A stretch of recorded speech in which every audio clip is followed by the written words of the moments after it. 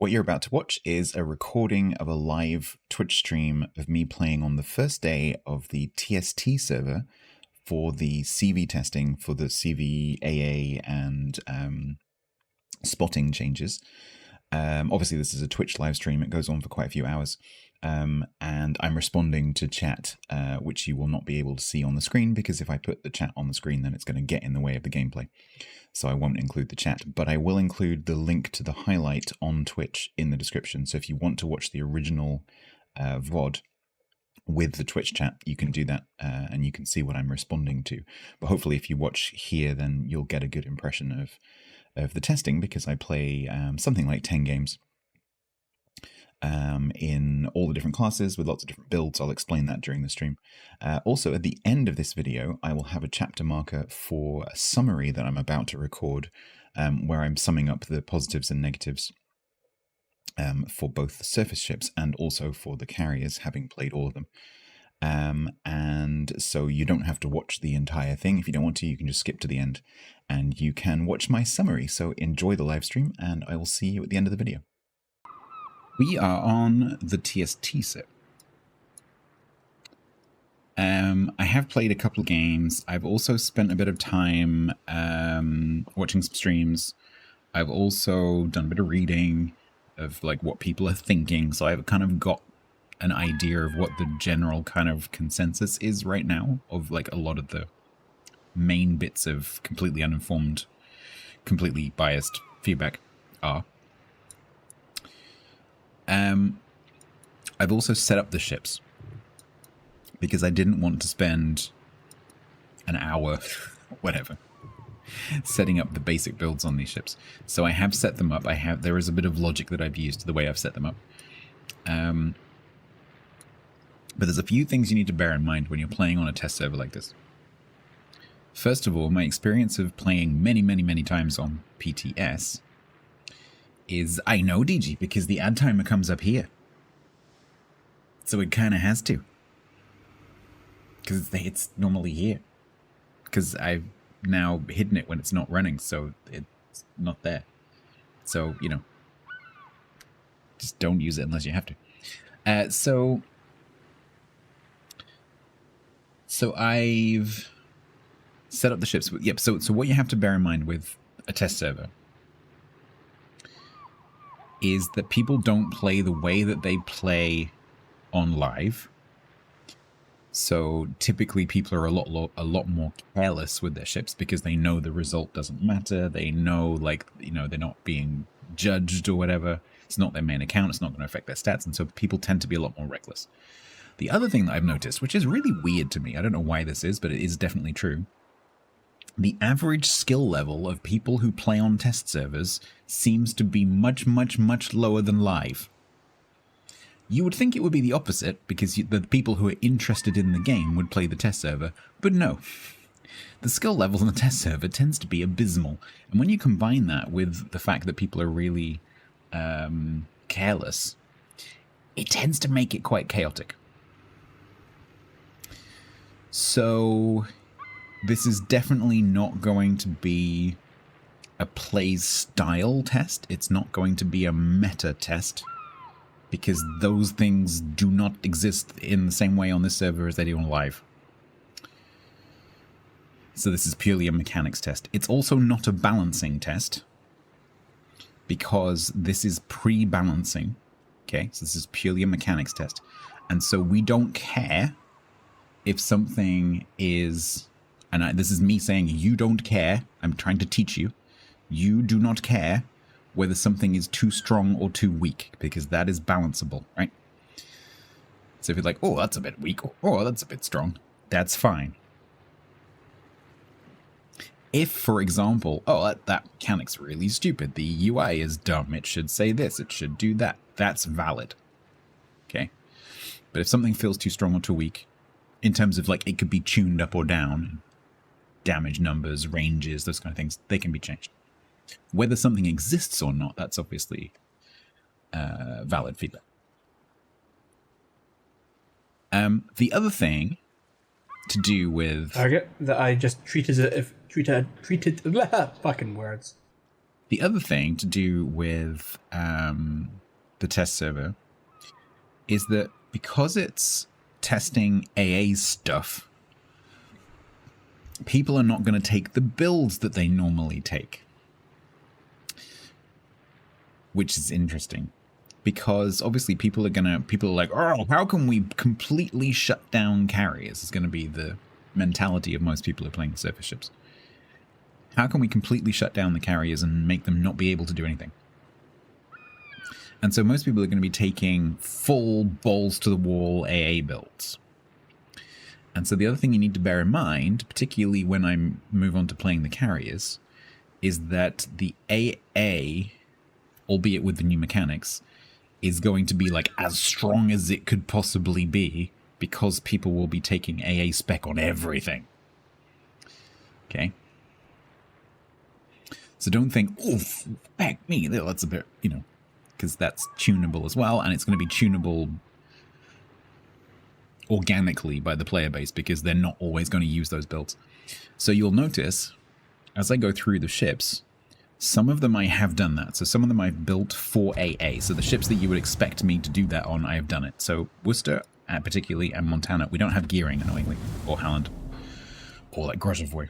We don't have any of the AA destroyers, but we have Montana and Worcester, so I have AA spec'd those. So when we want to do the balls to the wall AA testing, we can play those ones. The rest of them I've spec'd normally. So the rest of them I've spec'd exactly how I would do normally, including on Zhao, for example, I've taken Hydro, because I would normally take Hydro. So you're not going to see Def AA until I take a ship that has Def AA on it, which is, I think, pretty much just Worcester. We can, so this is going on for a few days, and, this is a normal length stream, so we can definitely get into changing some of the builds if we want to. But initially, most of these ships are built how I would normally build them. Montana is AA spec, Worcester is AA spec, I wouldn't normally do that. And Kurfürst, I've actually secondary spec'd, because most people who play Kurfürst don't tank build it.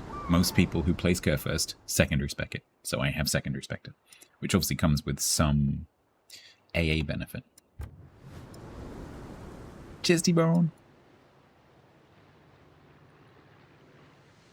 Can someone find Eco and ask him what happens if I down the entire bottle of what he gifted you? What did he gift you? It was probably like fire water or like apple brandy or something. I wouldn't if I were you. That stuff's strong. Plum brandy, holy shit. I'll have some though. I love brandy. I adore brandy. Love brandy. Bit of Calvados or something.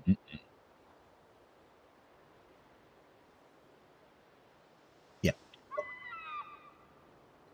Especially if it's been homemade in someone's barn. Which, considering where he comes from, it probably has. Yeah, so we will test all the classes. I have played a bit already. I haven't played a carrier yet. The queue at the moment is not particularly balanced. But I think that was just because it was C server mostly. So that I played 2 matches earlier and they were like 80% Asia players. Which makes sense because it's their evening. But also it meant because CVs are really popular on Asia.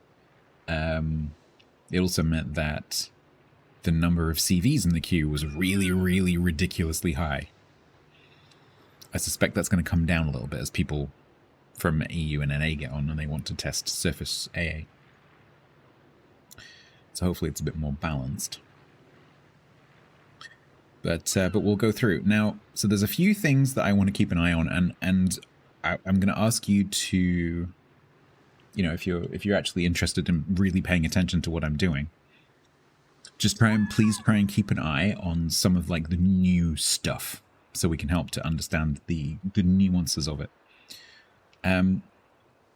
Spotting is obviously very different, and it's really weird. Like, having played a couple of matches, let me tell you, if you've built up 7 years of like plain twitch reflexes, having a plane fly over your head and not be spotting you is really, really freaking weird. It gives you this kind of like weird tingly feeling that I can't explain. It's also not very clear in the UI. I'll get to that when we play a match. There needs to be some extra information. You can't say. So,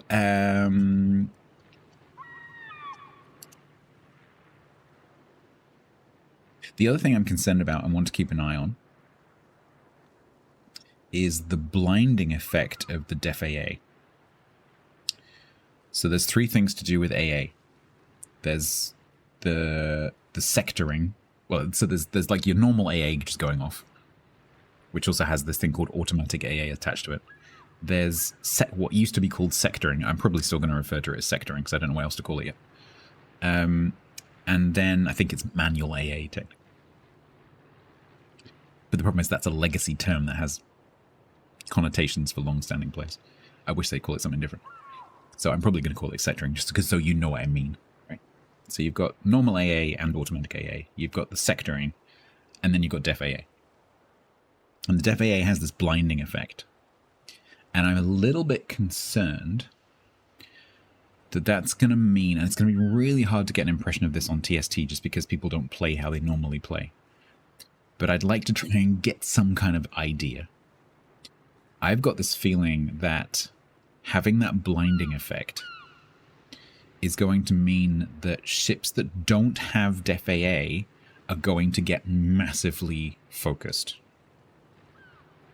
Please read the article. I've read the article. I published a video on YouTube of me reading the article, Ben. I have read the article. And hopefully everyone here was here when I was reading the article or has watched the YouTube video. I've even linked to it in the pinned message.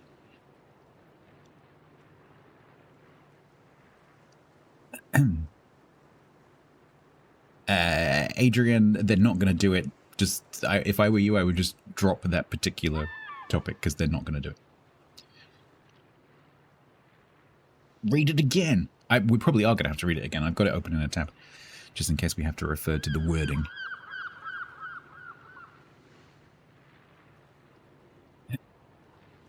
Right. And obviously, if there's anything that you guys want me to try to focus on, it's going to be hard to focus on things because we don't have access to a training room. It's literally, the server is literally just randoms. So I don't have access to a training room.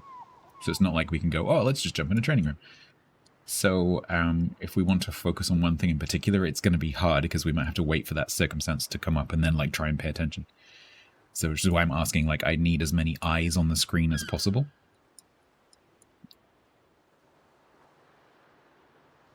Adrian, that's probably internal information that they're not going to release because people have been asking them that question for 2 years and they've never answered it. So they're probably not going to answer it because otherwise they would have answered it by now.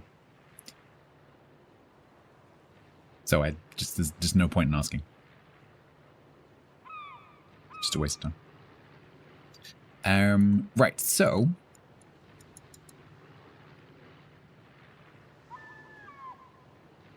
I think we just like play some shit just so I can just, you know, get back into it because I was playing a bit this afternoon just so you can see it and see what's what.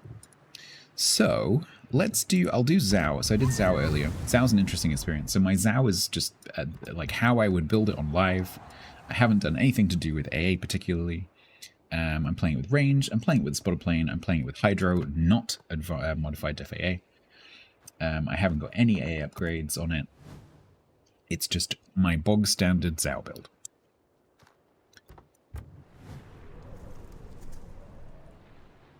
It was crap, Graham? Why was it crap?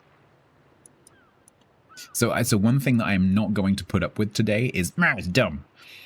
And that's not what you're doing, but today, so everyone knows, it's crap is gonna get, like, interrogated.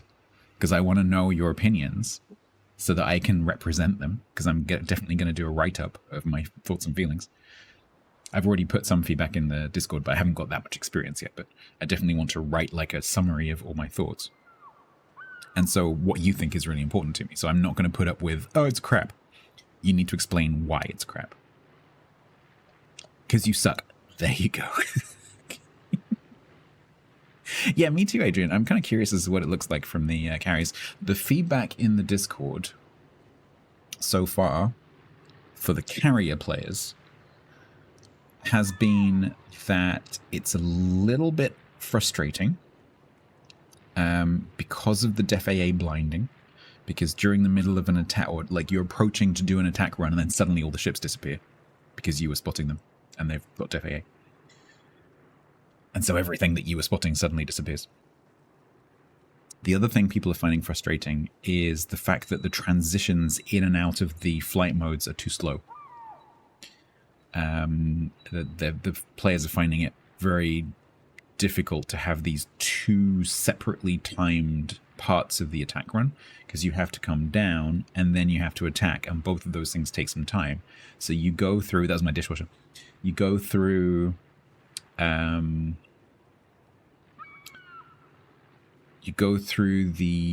first part, which has its own timer. So this is if you do the coming down to recon and then going into an attack.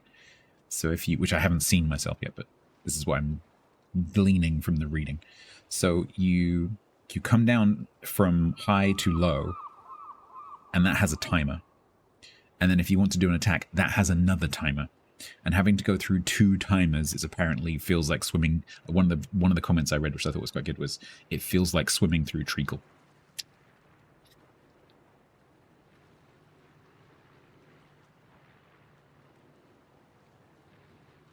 No, it blinds you. So Bin clarified this for me just now. So it hides the things that you are spotting. So the way that it, just to remind people how the spotting works, the planes have 2 altitudes. There's 3 modes with 2 altitudes. So there's high and low, and then low is split into recon and attack. When you are at high altitude, like in cruising mode, travel mode is called. When you're in travel mode, visually your planes are quite high up. Although one of the things we're going to get into is the fact that that's not obvious. But yeah, but visually your planes are quite high up. And then when you're up there, everyone can see your planes, but you can't see anything unless it's already spotted. A bit like the submarines. So a lot of these mechanics is submarines upside down, right? So as a submarine, when you're under the water, you can see things that your team can see, but you are not spotting anything. It's the same with the planes. So if you're up in the sky, like up high, anything that's spotted by your team, surface spotting, radar, hydro, whatever, fighters, that is spotted for you, but you're not providing any spotting, and you're not spotting. When you come down to recon or attack level, low level, then you are doing spotting just like normal. But if you approach a ship that has defensive fire, and they activate it before you reach their AA range, so it has to be active as you fly into the range, it blinds you. And anything that you would be spotting that your team is not spotting disappears. If it's also spotted itself, so let's say you're flying up to a group of ships that are having a brawl, then it's not going to make a difference because everything's spotted anyway. So if it's like 2 battleships doing a drive-by and you're trying to attack the enemy one, that's not going to be a problem. Because even if the enemy battleship pops a FAA, it's still spotted by your friendly battleship. But if you're approaching a distant group that's not spotted by anything else on your team and they pop FAA, everything disappears. And apparently that feels a bit shitty.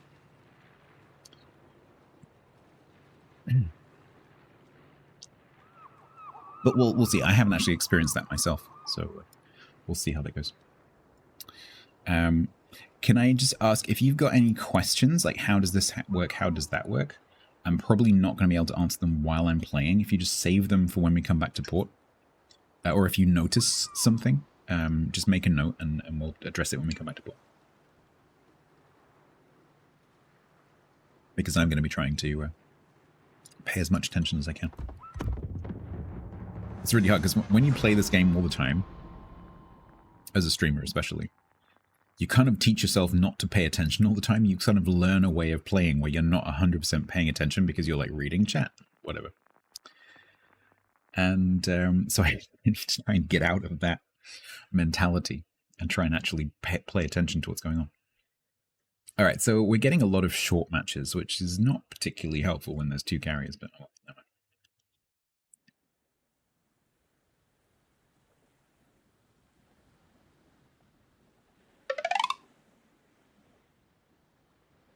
There's the ad timer. Lives there.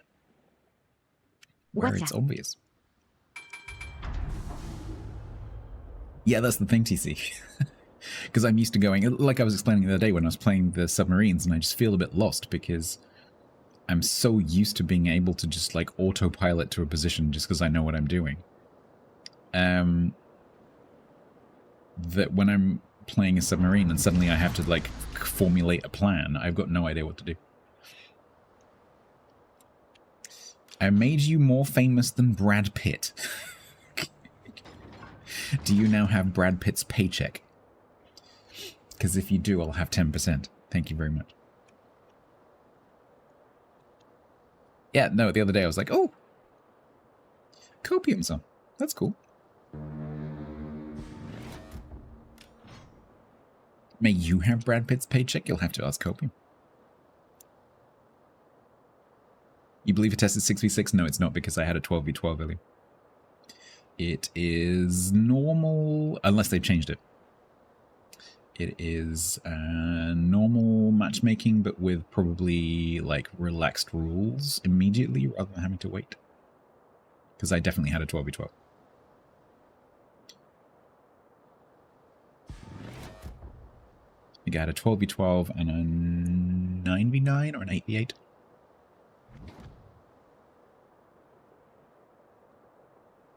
The problem is at the moment that I actually didn't notice the queue, but the problem has been that the queue is just completely jammed full of carriers, and so the matchmaker is really struggling to make matches. So there's been a lot of, apparently there's been a lot of double, well, the two matches that I played earlier were both double carrier games, and then apparently there's even been some triple carrier games. Though I'm not 100% confident about that. It's possible they've changed it to 6v6 to reduce the queue times, which is kind of annoying because it doesn't really give you a proper impression of what's going on. But I guess for testing the mechanics, it's okay.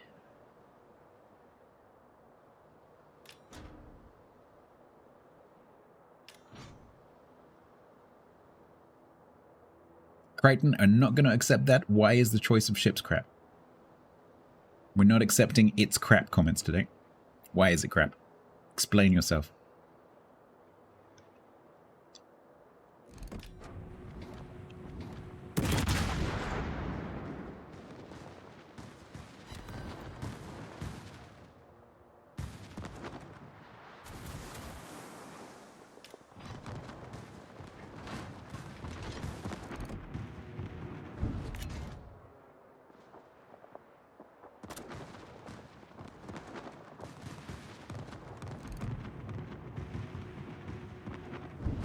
Why are you into my Montana?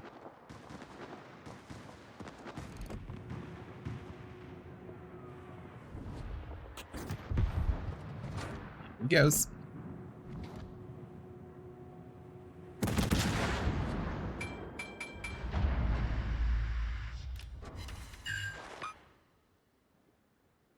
Alex out. That Wizard does not want to shoot right now. It's so weird not having a shot timer.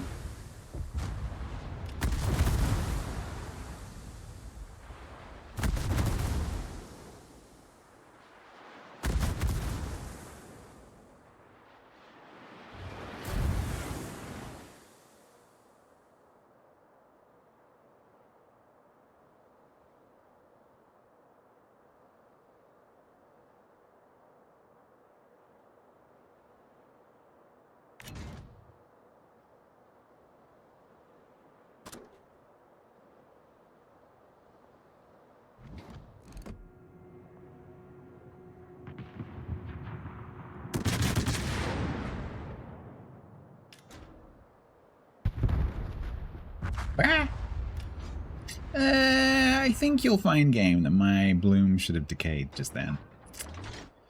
Actually.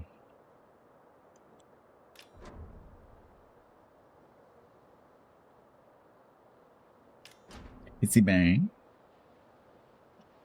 So, both of the carriers are on the other flank, which means probably we're not going to actually see any of the AA mechanics. Never mind. Oh no, maybe we'll. One of them's coming.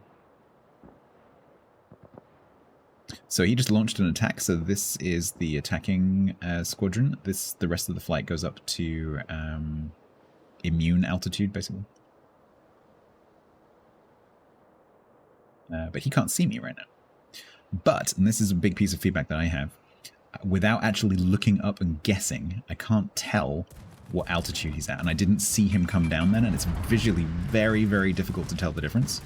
You'll also notice that down here we've got my automatic AA counter, if we want to call it. Also, there's no feedback about how much damage I do and when I do it with the sectoring. So you press the button and nothing happens. So, like, did I do some damage? Am I doing damage? I have no idea.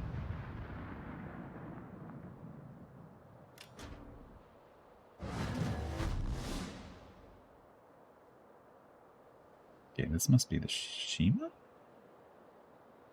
is it one of the midway?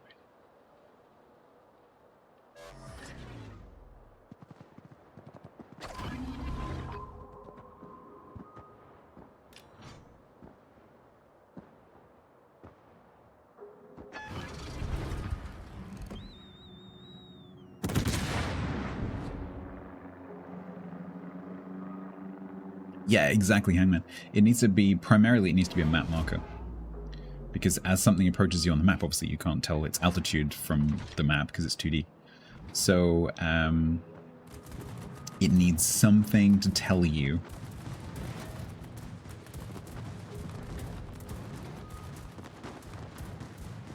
Like then, so the only indication then that I got that I did something with my AA was the red number. There's no sound feedback, there's no graphical feedback. Unless I happen to be looking at the squadron, which is usually not convenient. I can't tell that it actually did something. It doesn't make a noise, like, and it just immediately goes on to cooldown. So you're like, did I do something? I have no idea.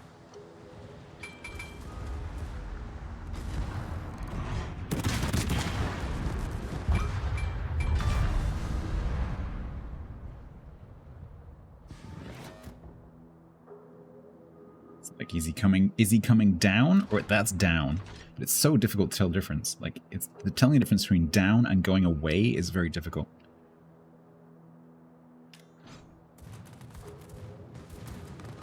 Yeah, so that 562, that's the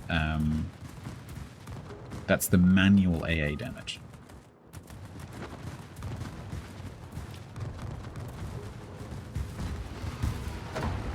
But don't forget, this is a non-AA spec Zao though, Crichton. So you wouldn't expect it to be.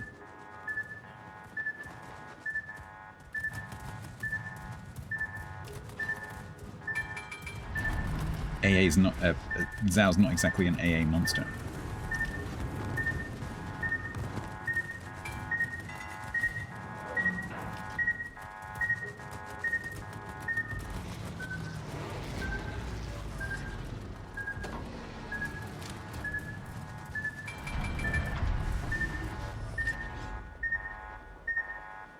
But this feeling of tapping your AA sector thing, your manual AA, and it just immediately going on to cooldown with no positive feedback whatsoever feels really crappy. Because it feels like it doesn't do anything. Because when I watch that when I press the button, I'm going to press it now. It just immediately goes on to cooldown. Like, did that do anything? I don't know.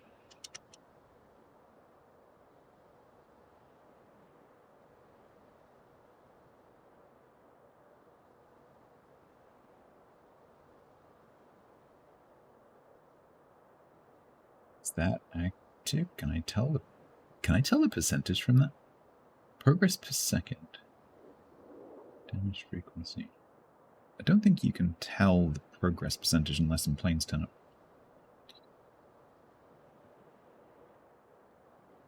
Sorry, Jack, I can't really read feedback right now. As I said, can you save it for port? Because I've got to try and kind of pay attention to stuff. It says progress, yeah, but does it actually say... It says progress per second. Oh, there you go. Yeah, I see. Got it. Why couldn't they just make it look the same as it does down here with this circle?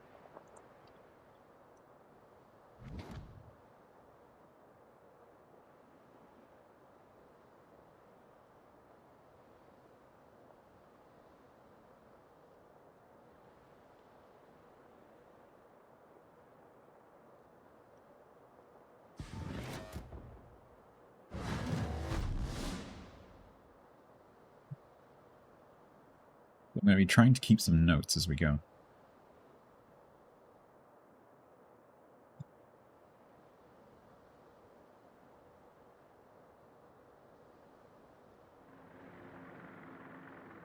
Okay, so watch. I'm actually going to be looking at the planes this time.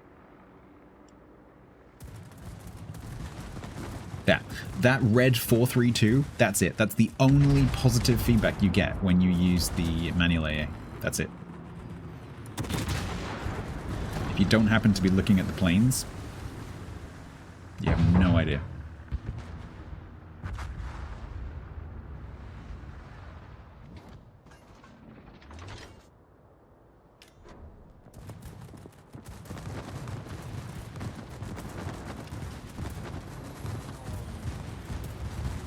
Also, the other thing is, at the moment on live, if you miss the burst because you press it too soon, because you're like, oh, I need to press it, and so you press it slightly too soon before your guns have loaded, even if they've come inside the range, because you still have to wait for the AA to load, then at least you still have the sector ramping up bit, whereas now, if you press the button too soon, that's it. You've just lost the opportunity. It doesn't do anything at all. So this just doesn't feel very rewarding, effective, interactive. It just feels kind of pointless.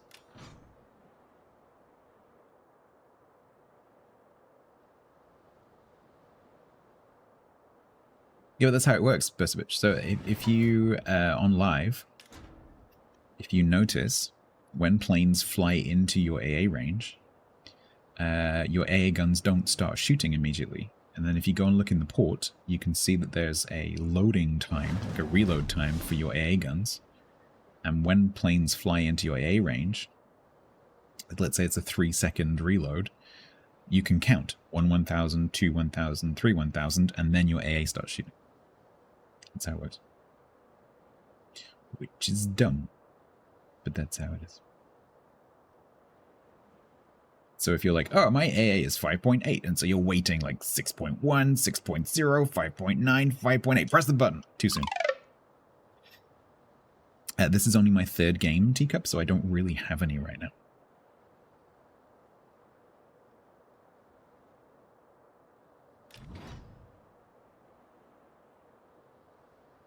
Because frankly, in this game, I haven't had that much interaction. Because it's 6v6 on a 12v12 map, which is not great. Does selecting a direction to fire change the speed?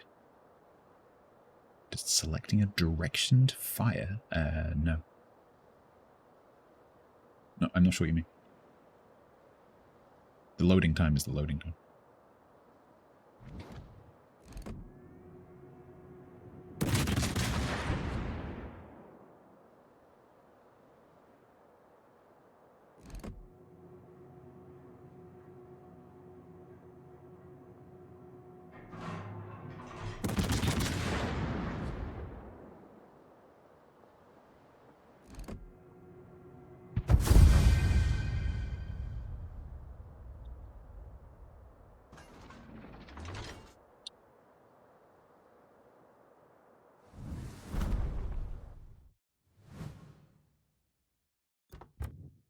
Okay.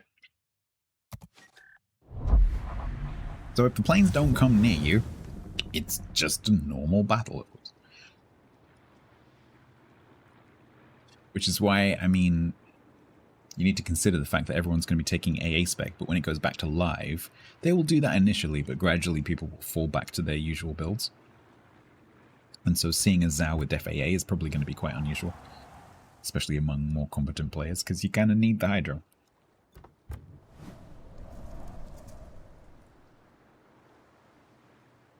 No, Teacup, that's not true. So you're only invisible when the planes are at cruising altitude. And if you're spotted by a destroyer, so if my Zhao is spotted by a destroyer, then the planes can see me.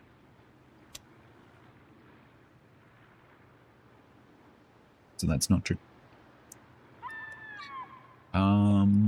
Let's do, just to give you like the full gamut of, I'm going to play normal ships.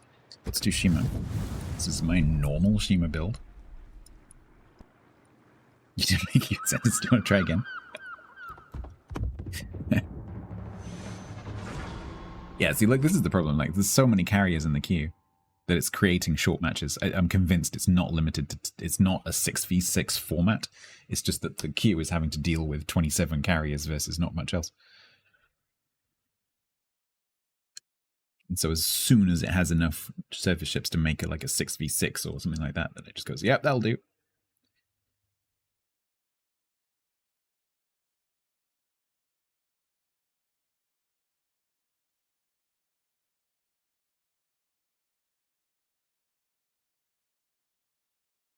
You would hope so, Jirak, but unfortunately, this game does not have a good history with things being documented and polished before release.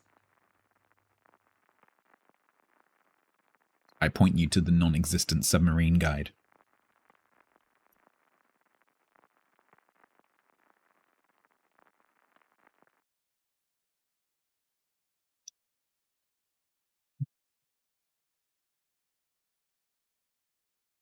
Okay, so I'm in a destroyer. Pay attention to how the spotting works. Also pay attention to how difficult it is for me, bearing in mind that I'm a destroyer who has to, not in this match, but I have to worry about spotting from submarines and other destroyers and radar and hydro and planes and all these things. Dodging torps, getting caps. Because I have to worry about all these things. Watch how difficult it is for me to figure out whether the planes are going to spot me when they fly up to me. You will see me all the time going like this, because I'm trying to figure out whether those planes are flying high or low, which is obviously really important.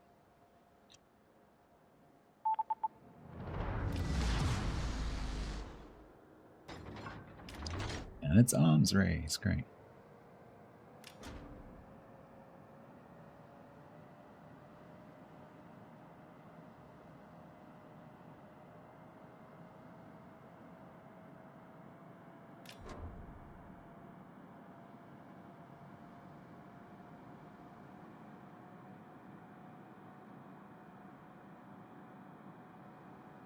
There's no mods. This is a completely unmodded client. I'm also not sure what you're referring to.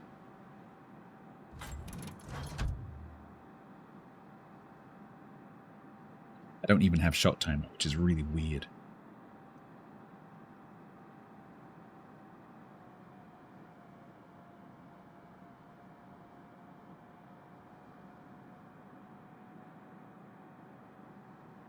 It should do, C-Bang. Yeah, it should do. It's just that there's a few little things that put a lot more stress on the destroyer player right now, I think. Because it's on you to figure out whether those planes are going to spot you or not. And the only way that you can do it currently is by physically looking up at them. So you actually have to go, huh? Because that's the only way you can figure it out. Because the planes are spotted no matter what altitude they're at, which is not what I was expecting from the test.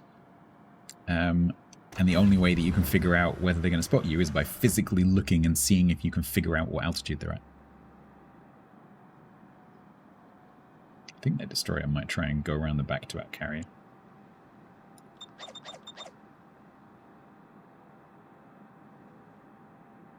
So with so few ships in the matches, using recon mode is probably actually pretty sensible for these ships, for these carriers, because there's not much risk involved.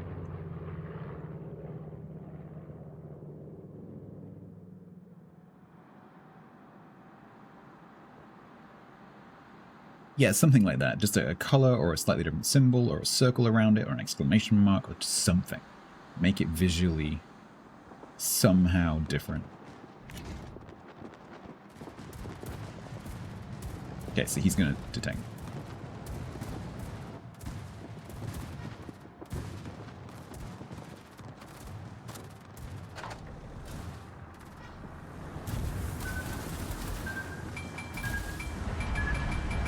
I fucked that up.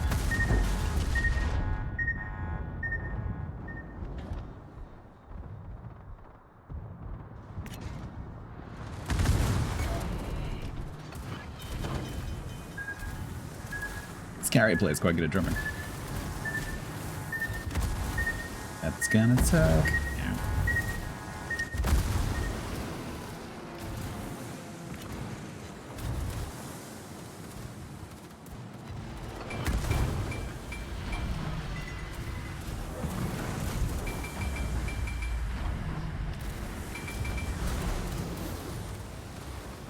Lanes, can you fuck off? Thank you.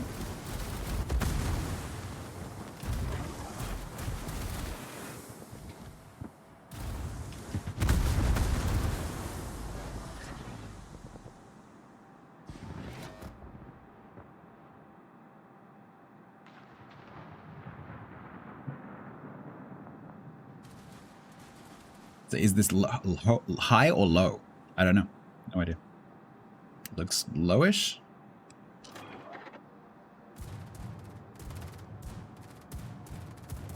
He's escaped. And now I've got a Z52 and a Worcester at my bow.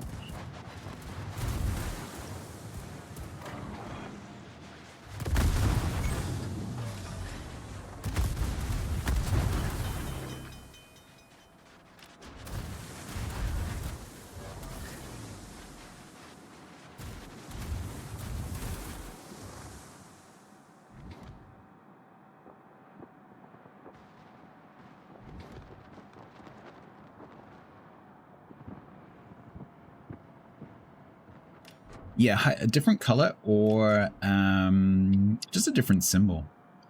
Put the circle around the symbol, like anything really.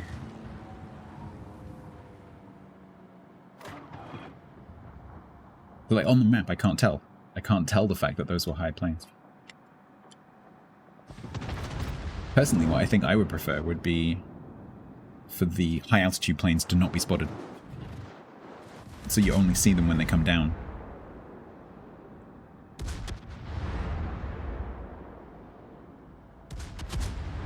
Yeah, I know, Jirek, that's why I'm saying, like, it needs, if they're going to do color, that's cool, but it needs a symbol as well.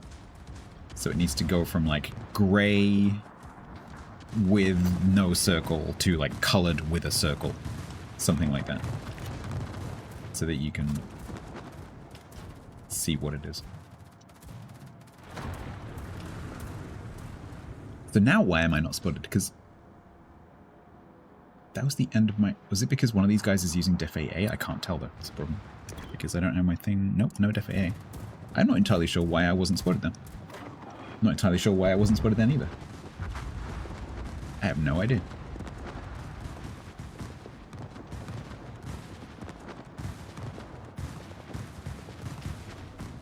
They were at 1.8. My AA was firing and I was not spotted. Like, why am I not spotted now?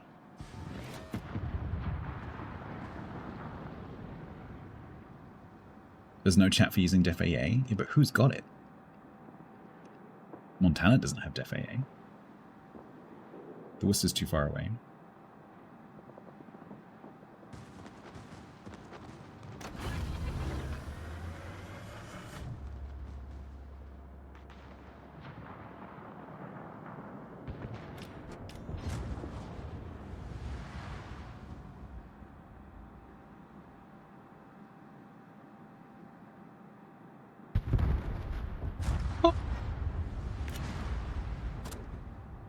Yeah, 7 kilometers is the blinding zone.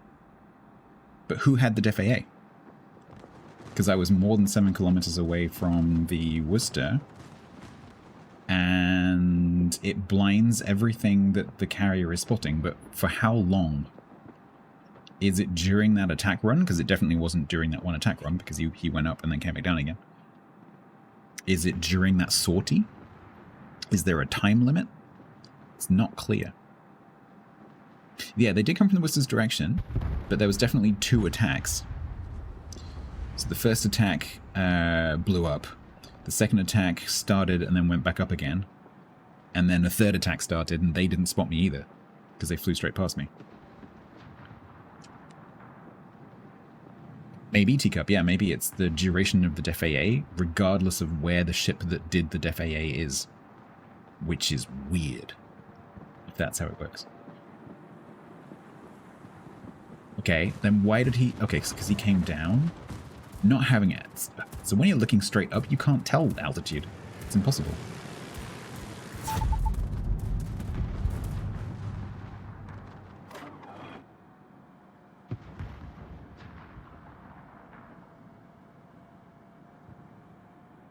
I'd also love to know what determines the stages of this, because it very regularly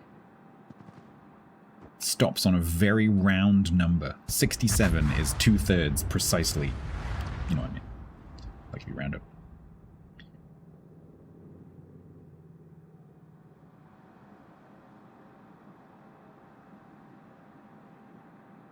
Which is a bit odd.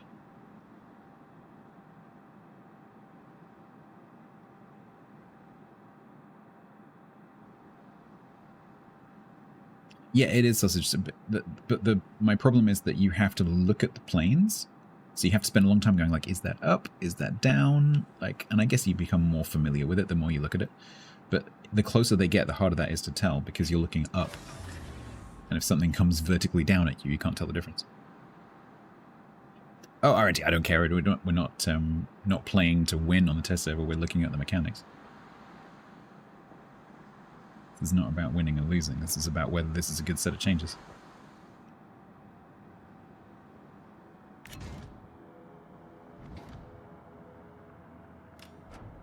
Well, fuck.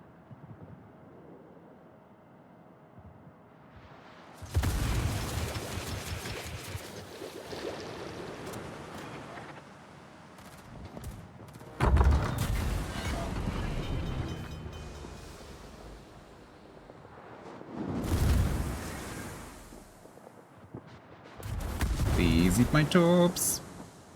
Please eat my tops. Yeah, box.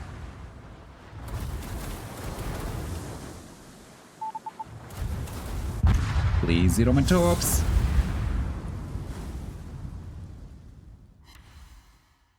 One? How the fuck did you get away with one? Oh, and come on, it couldn't have, that one there couldn't have hit the Montana, come on.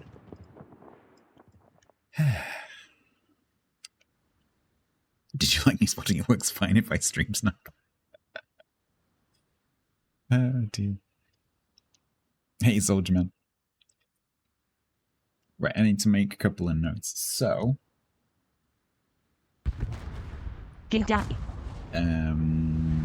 auto AA indicator on H key needs same circular progress bar as main UI. Not clear why auto AA seems to stop at round numbers like 67% a lot when it should progress in small increments like 0.83%. Bit weird. I've also seen some other people say it gets to 99% and doesn't get any higher. What else did I say today? From the last thing from the last match. I've already done the stuff about height, but I guess I should add that as well. Squadron altitude needs a clear indicator. Not clear why not spotted sometimes. Can anyone else remember some of the other things that I said?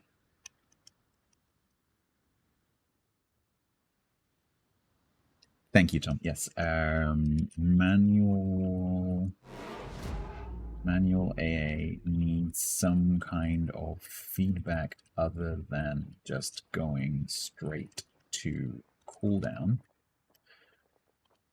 The only clue is if you happen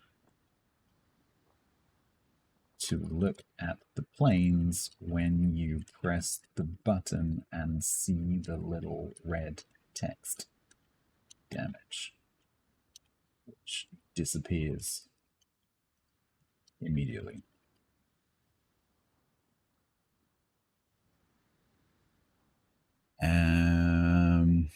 Take my notes in terms of feedback.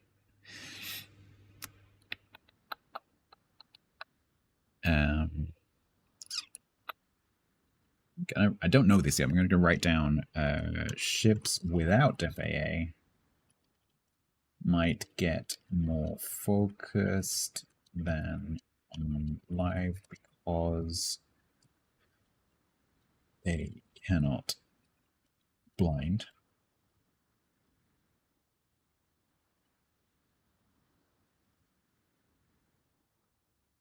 Yeah, I've heard that, Grunty. One of the best comments that I've seen, I haven't seen it myself yet, but one of the best comments that I've seen is it feels like you're swimming through treacle if you're the carrier player. Because you have to go through the 2 timers and it just feels really, really slow. I'll do carriers in a bit.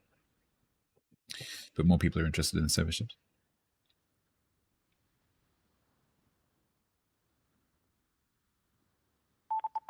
I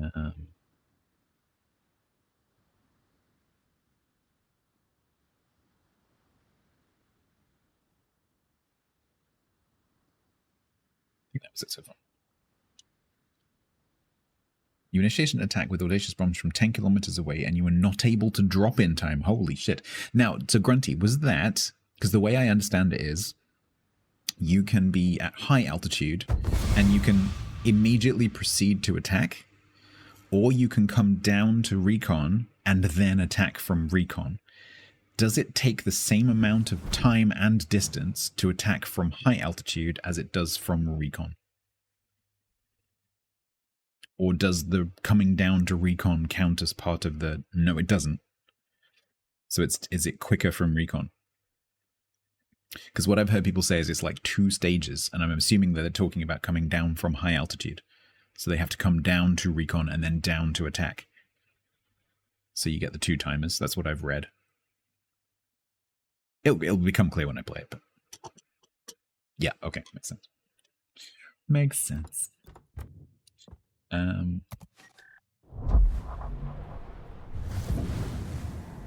Still trying to figure out when to do the def AA on attack.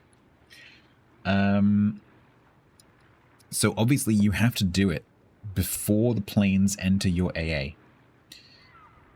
For the blinding part. For the damage, you can do it when they're inside your AA.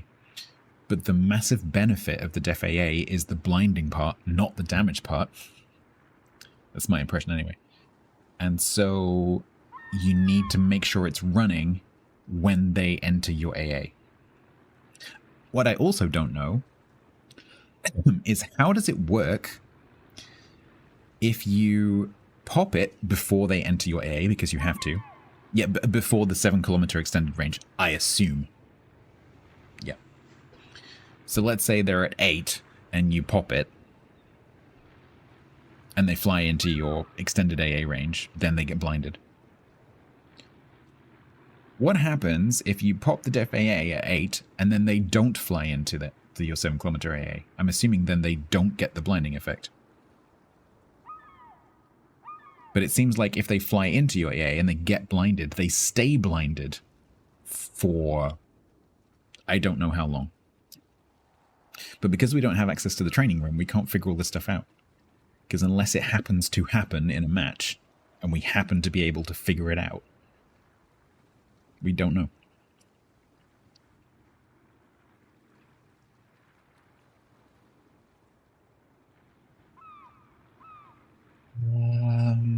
Right. And I suppose let's do, so we've done like a normal cruiser, a normal destroyer. Let's do a normal battleship. So I've got my Yamato just spec'd normally. They changed the hotkeys for the squadrons. Yeah, what do you mean?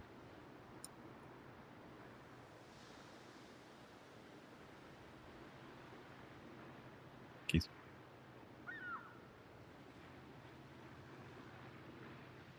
The squadron is 3. Not in the settings, it isn't. Because I was looking in the setting.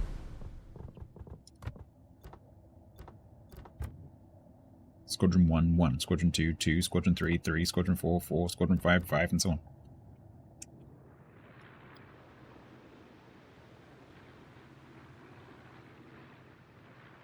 What is MA?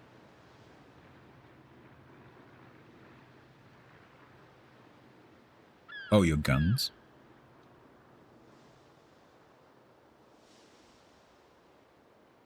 Carriers, like. Yeah, all right. Let's leave the carriers for now because that's not why I'm working on it. I'll bitch about the carriers later.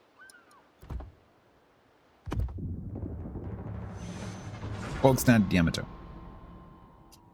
Holy carriers, Batman. I'm really surprised how many carriers there are in the queue, considering that I would have thought that most people, most players, not necessarily most people who would do testing, those are probably two different things, but most players are more concerned about how the AA works and how and whether they can shut down planes than they are about, this is kind of pointless, these really short matches. I'd rather wait a couple of minutes and get a full match.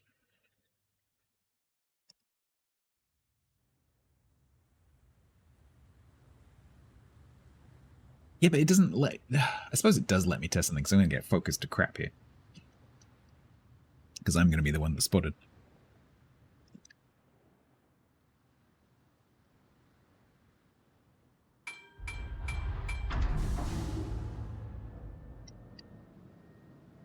So I built this how I would normally build it. So there's no particular AA focus on this whatsoever. It's normal.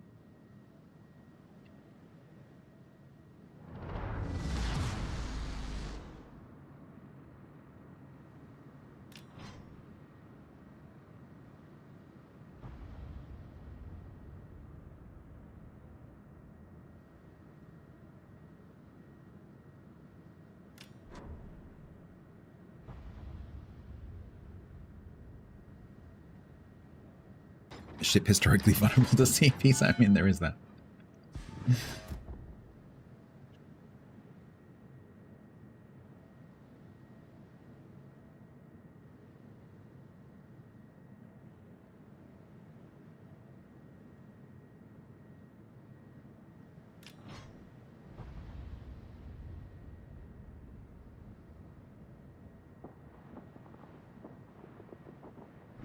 Yeah, they've done that on previous tests, Rossi, where you have to play both classes.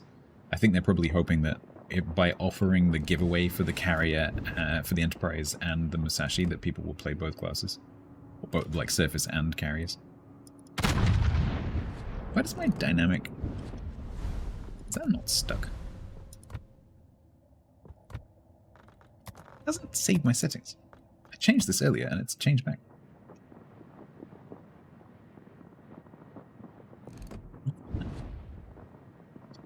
Can't aim with the static, bollocks.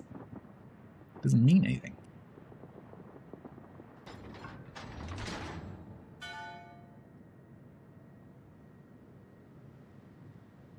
Green Monster 34 is subbed with Prime for 5 months total. Rocket launch detected.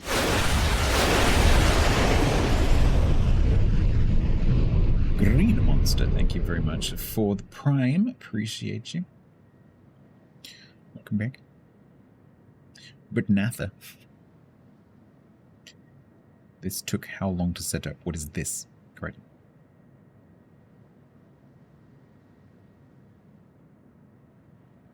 Incoming. Oh no. Oh god. Oh no.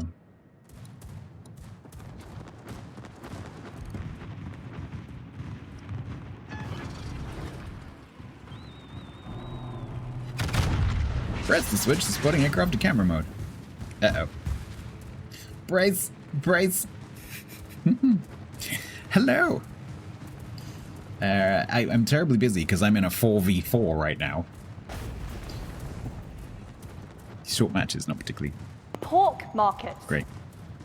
Thank you very much, World of Warships, for the raid. Yes, I am also doing the CV testing. I hope that you had a good stream. Hope that you were able to cover what you wanted to cover and that the technical issues that you were having at the beginning did not persist. So we have been looking at a few of the surface ships. So I've been playing ships how I would normally build them so far. We will get into a little bit of more kind of AA builds and stuff like that in a bit. But we've just been talking about some of the general concepts. But I've only got, this is only my, I think my 4th match or 5th match, so please do give me a little bit more time to get familiar with a few things. Also, Twitch has just fallen over, and I've got HE loaded. That's great. Welcome to the chat room. Thanks, Twitch. I don't know if any of you are saying anything, because Twitch has fallen over.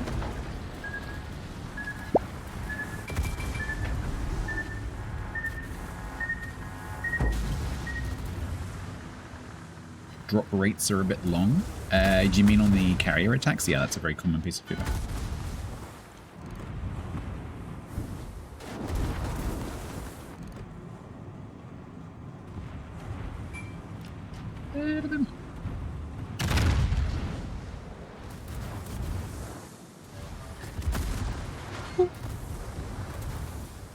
The matches, they're long. I think they're too short.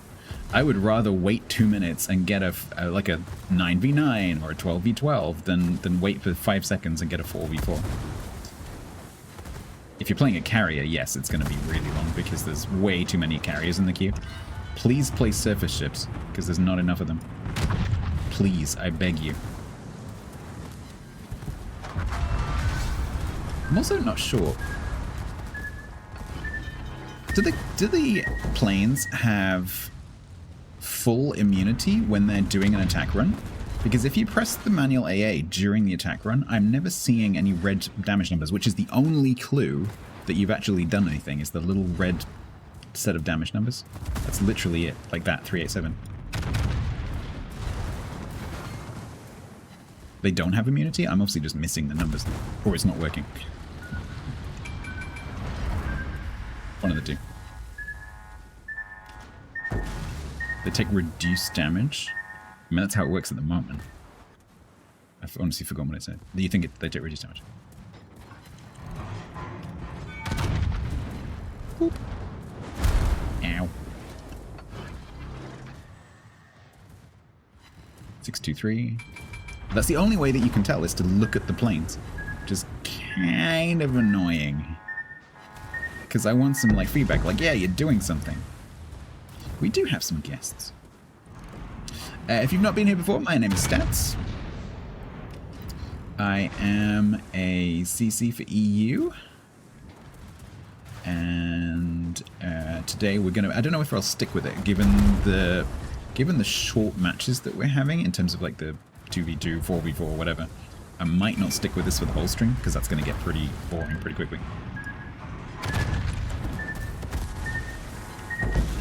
And again.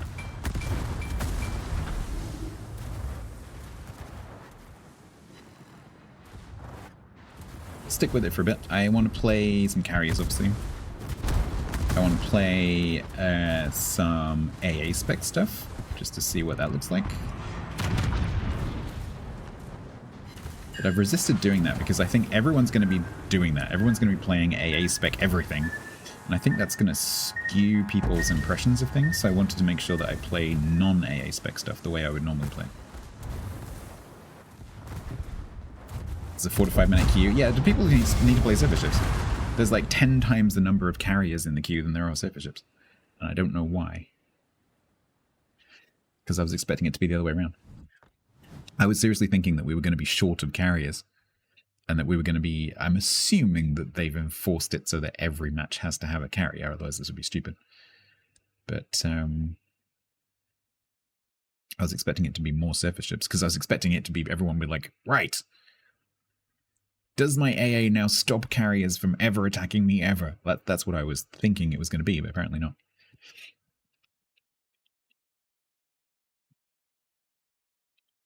Well, so I've had 12v12. It's not limited to 6v6 or something like that, because I've had 12v12. It's just that there's so many carriers in the queue that the matchmaker is struggling to make battles. If more players played surface ships, we'd have bigger matches. So please, please, please play some surface ships.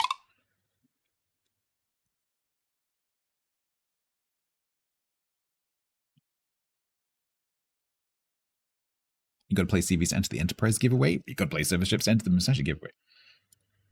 I think they should have made it so that you get, like they've done in the past.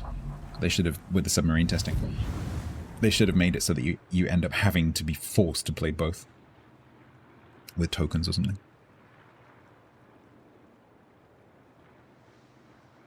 Okay. So I have a Montana here, which I have pre-built with some kind of AA build. This is not how I would normally build it. It's not how I recommend building it. But I have put an AA spec on this Montana, just out of interest. So we have focus fire training on the captain, and I've got some upgrades which are AA relevant. So we'll see how that works in this next 4v4.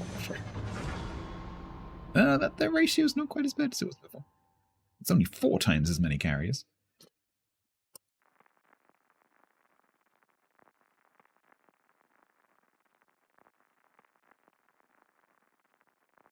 Everyone wants the Enterprise to put their Star Trek skin on. Yeah, that's fair, actually. That was kind of silly. It was 10 times earlier, Dratosi, so it's come down. 6v6.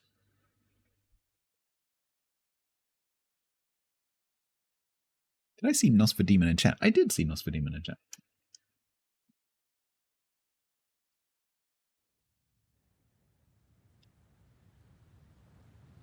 That could actually be kind of useful that the enemy carrier is in chat.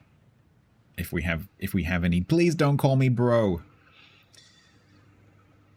You've been in the queue for 5 days. This actually could be, please keep the stream open, because this could actually be useful if we have questions, because the fact that you're a carrier on the enemy team means we might actually be able to figure some things out. Potentially. A surfacer? Subbed with Prime for 22 months total. Rocket launch detected.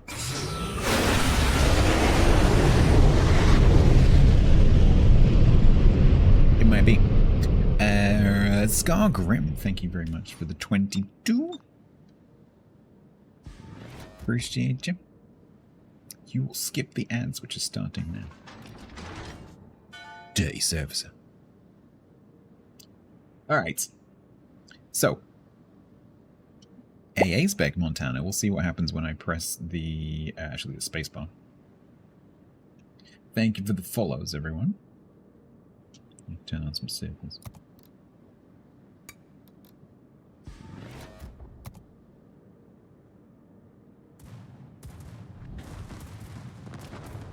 $414.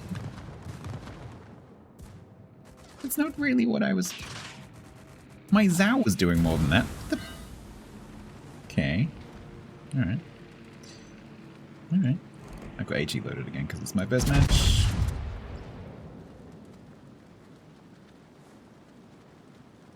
But don't worry, so's the other Montana.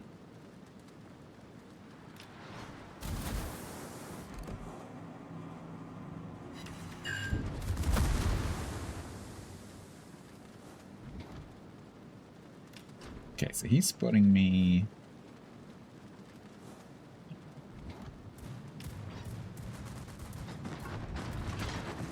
$637 because he's got tankier planes.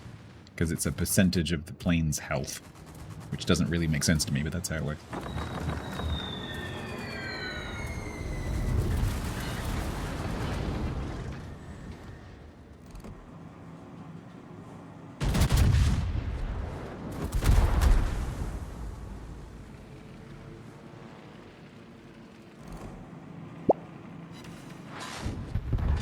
Guns still work. You're welcome, Shima. You are welcome. Thank you for the follow. Computer over? Virus equals very yes. That's not a good prize.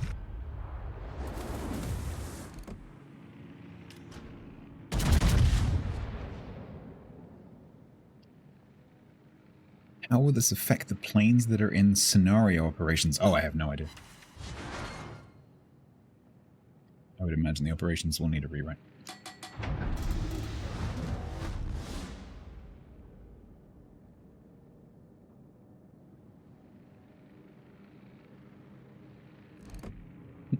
I just realized the ads are stopping stream sniping. That's really funny. Good job, Twitch. Twitch preventing stream sniping since 1997.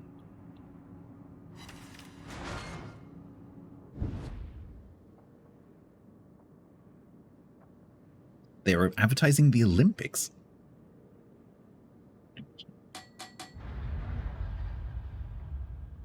Paying for that advertising for the Olympics?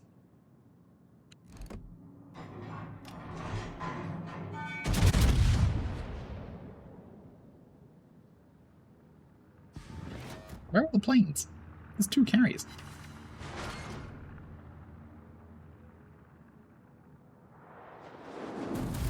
Nope. Hello, are you playing the game?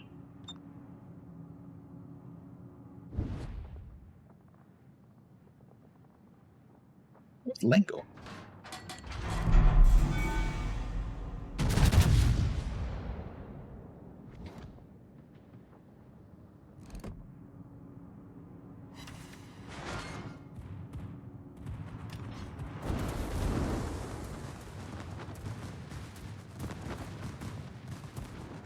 $1,576, and I have no idea why. I think it's because they're the bombers.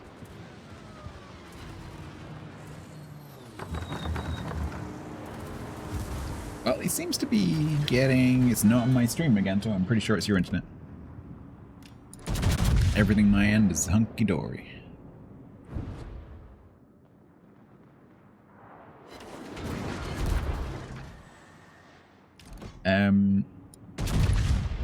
What's this thing? Yeah, he seems to be getting attacks through just fine.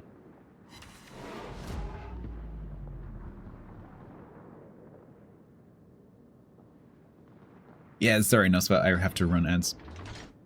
Mostly to get rid of the pre-rolls. But also because it pays my rent.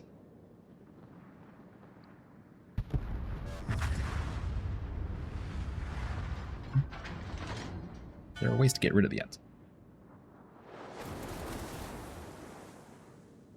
German TV is going to be lethal. Yeah, it's a shame we don't have... I understand why they haven't done it, but it's because everyone would want to play them. Yeah, and it also opens up the possibility of CV hulls being introduced that are specifically designed to be used like old Graf Zeppelin. Well, I was saying, Nosfa, that Twitch was looking after me by stopping you from stream sniping.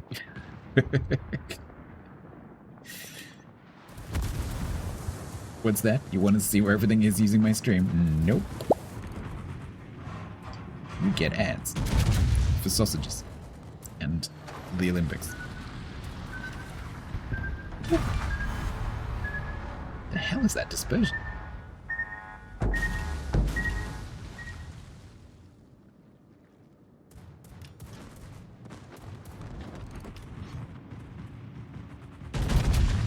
I don't like the fact that I have to just assume that that's done something. I think of all of the little niggles that I have, that is the worst one. No, it's the second worst one. The worst one is you can't tell plane height. Really? Also, the cooldown is so quick I keep forgetting to do it again because I'm used to it being like 30 seconds.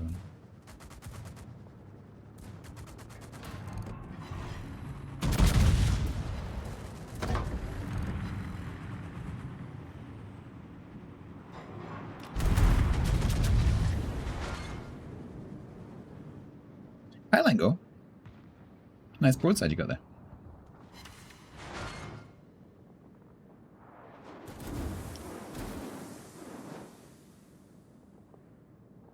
As a Valord, don't forget that this testing is not balanced testing. It is mechanics testing. So don't worry about things like damage numbers, because that can all be changed. This is the mechanical change a good idea? This has nothing to do with relative power, and everything to do with how it feels. Because the whole point of this is nothing to do with battle influence, it's nothing to do with like match results and damage and all that kind of stuff, because that stuff is kind of fine. What this is all about is how the players feel when they play carriers and when they play against carriers. It is purely psychological. So these mechanics changes are to make the game feel better to play. And so if something feels a bit too strong or a bit too weak on the test server, and it's something that can be tuned, don't worry about it. For the first time ever. If it's something that shouldn't exist, or you like it existing, enjoy your complimentary rocket. Then that's important. But like a damage number is not important. So if you think, oh, the AA is not strong enough, don't worry about it. If you think, oh, the AA is too strong, don't worry about it. Veta, thank you very much for the Prime sub. Welcome.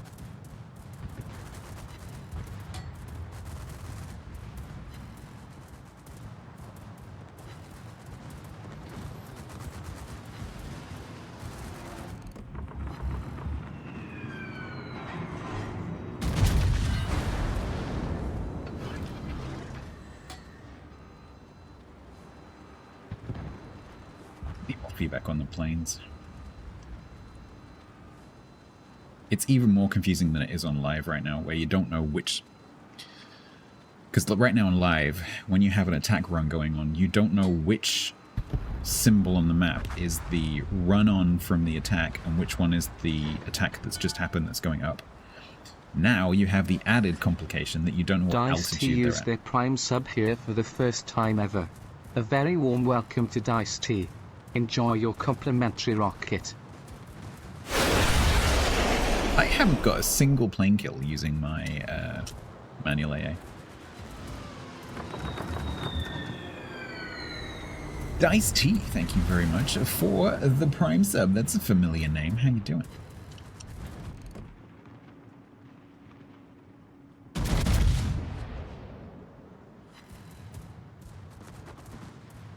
Ouija successfully confused both sides. I'm sure that's not their aim.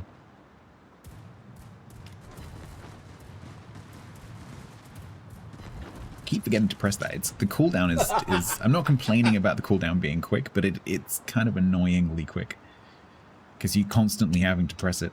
I would actually be inclined to set up a macro to just press that key over and over and over again, because there's no real disbenefit to doing it.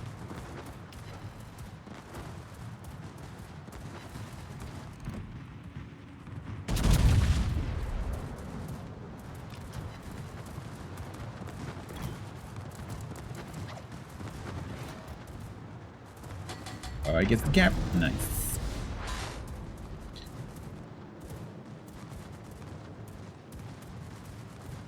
Oh, but they learned their lesson, Devil Worshipper. So the CV rework, the action carrier, you know, the RTS to action carrier change. They did that like way too quickly. But then submarine testing, I think they took to the other extent. And, you know, they took, what, 5 years to do the submarines? When they took from initial public test to live with the carriers was, what, like 3 months?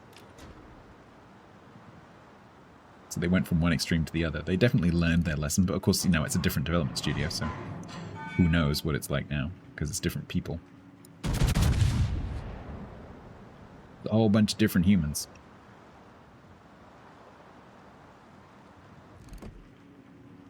A whole new class. Well, in effect, I would argue the action carriers were as well, because they were so different to the RTS carriers.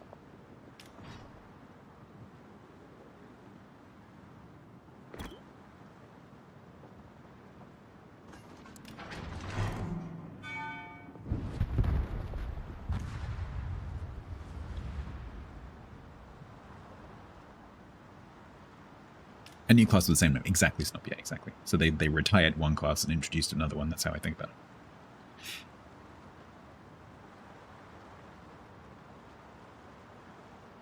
it. Romanovsky, I am on record as saying that I think this game would be better without carriers, and I also apply that now to submarines as well. I think it's a shame. But I just think it would be better without them. That having been said, I do enjoy playing carriers. I do play carriers. I just don't really like playing against them.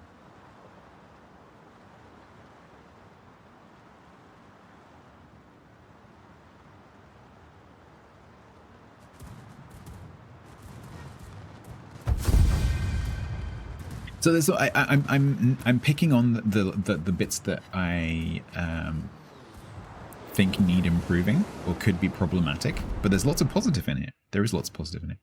I need to play it from both perspectives before, from the carrier, because I haven't played a carrier yet. I need to play it from both sides before I can like form a full picture of whether it's positive or negative. But there's lots of positive. Unfortunately, right now my brain is too busy thinking about all the like, okay, you need to change that. This piece of information needs to be added. That's really confusing. That's really annoying. Like, because that's the bits that my brain is jumping to first. But there's lots of positive. Hey, Big Bad Rolfie, how you doing?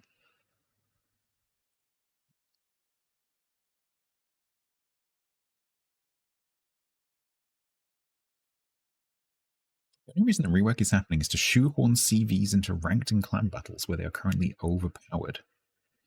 In random zones new buffs. So one of the hardest things in this game has always been balancing ships for different game modes. Because the meta in randoms is very different to ranked, is very different to brawls, it's very different to competitive, it's very different to clan battles, it's very different to co-op. And so having a ship that is balanced for random battles doesn't necessarily make it balanced for everything. You almost need to have a separate version of every ship for every game mode, which is obviously not practical. And we've seen plenty of examples of ships being balanced because of something that happened in, say, King of the Sea, because it was too strong in that environment, making it ridiculously weak in random battles, or it gets buffed because of King of the Sea and then it becomes ridiculously strong in random battles. So it's a really hard thing to do. But you've got to remember that random battles is the mainstay of the game. The vast, vast majority of games or matches that get played on this game are random battles. And so that is what they balance for. And trying to make everything work in all the modes is really, really hard. Really hard. You had a great day? So did I. I don't have any thoughts on CVs from the point of view of playing a CV because I haven't played CVs. Reminds you to hydrate. How do the planes seem? You seem to be able to. You both seem to be able to get attacks through, and so this was an AA spec Montana compared to my non-AA spec Yamato. So you would expect its AA to be much stronger, and I didn't notice a difference. The amount of attacks that you were both getting through was about the same. The amount of plane kills that I got was about the same, I think, although I put 41. How many did I get? Oh, I think it's Yamato. I didn't really get focused that much. How many plane kills did I get in Yamato? 2. Okay, maybe there was a difference. I just wasn't noticing. But I definitely wasn't shutting you down, right? So you were able to make attacks. How did it feel to you?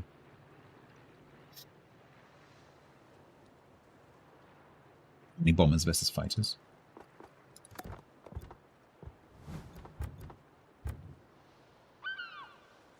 28 fighters. Was that it? Were you two throwing fighters at me? 20... Yeah, so 28 fighters, 10 bombers, 3 torpedo bombers. Yeah, that's not so much of a rosy picture, is it? Although I'm glad I was able to shoot down the fighters because the better carrier players are realizing I can't spot by myself because there's so much def AA, so I have to use my fighters to spot. That's what a lot of them are doing.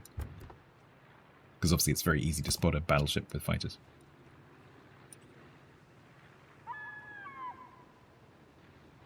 Thank you very much for the follows. Yeah, exactly, Stephen. So one of the good points about the way that they've changed the carrier attacks, and we'll see this more as I play the carriers later on, is that at the moment on live, when you make an attack run on a carrier, and I do play carriers, when you make an attack run on a carrier, sorry, when you make an attack run as a carrier, let's say you have a squadron which is, or a flight rather, that is 3 parts. So you've got 3 planes, 3 planes, and 3 planes. So you're flying along in your 9 planes. Let's say they're torp bombers. So you've got 9 torp bombers. And then it's 3, 3, and 3. And then when you click, 3 of them break off, go down to do the attack run, and the other 6 hang back.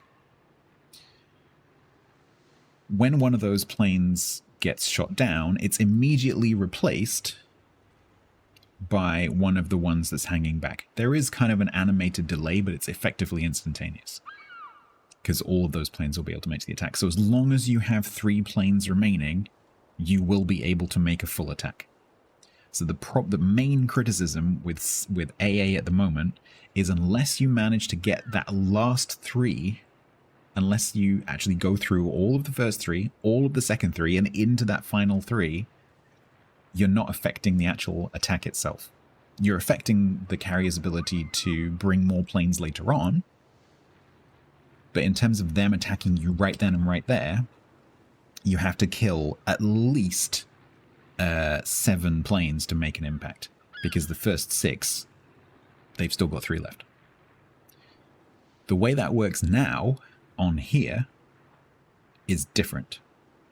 So you have that same mechanic, effectively, where 3 of the planes break off and 6 of them hang back, but the 6 that hang back go up to cruising altitude, to the high altitude. And they're effectively out of it. And then it's just the 3 planes versus the AA. And if you knock off one of those 3 planes, it doesn't get to attack. And they don't get replaced. And so rather than having to shoot down 7 planes to make an impact, as soon as you shoot down 1 plane, you have an impact on the attack. That is, out of all of the things in all of these changes, that is probably the most positive change. And I actually haven't heard anyone really talk about that. Because it means that your AA has an immediate impact on the incoming damage. So when you see, punk, I shot down a plane, that's like, yes! Because if that's an attacking plane, that's 1 plane that's not going to hit you.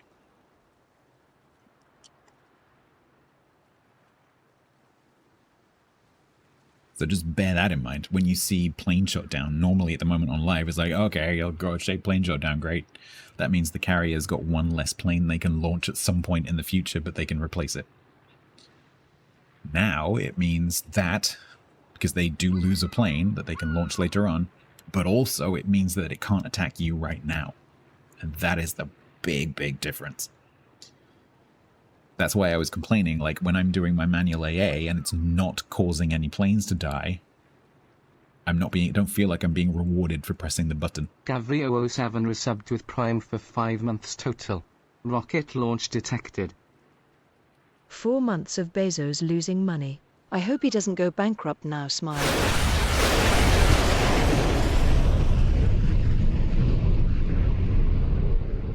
There's a small chance, but I don't think it'll happen. Gavri, thank you very much for the 5 months. Appreciate the prime.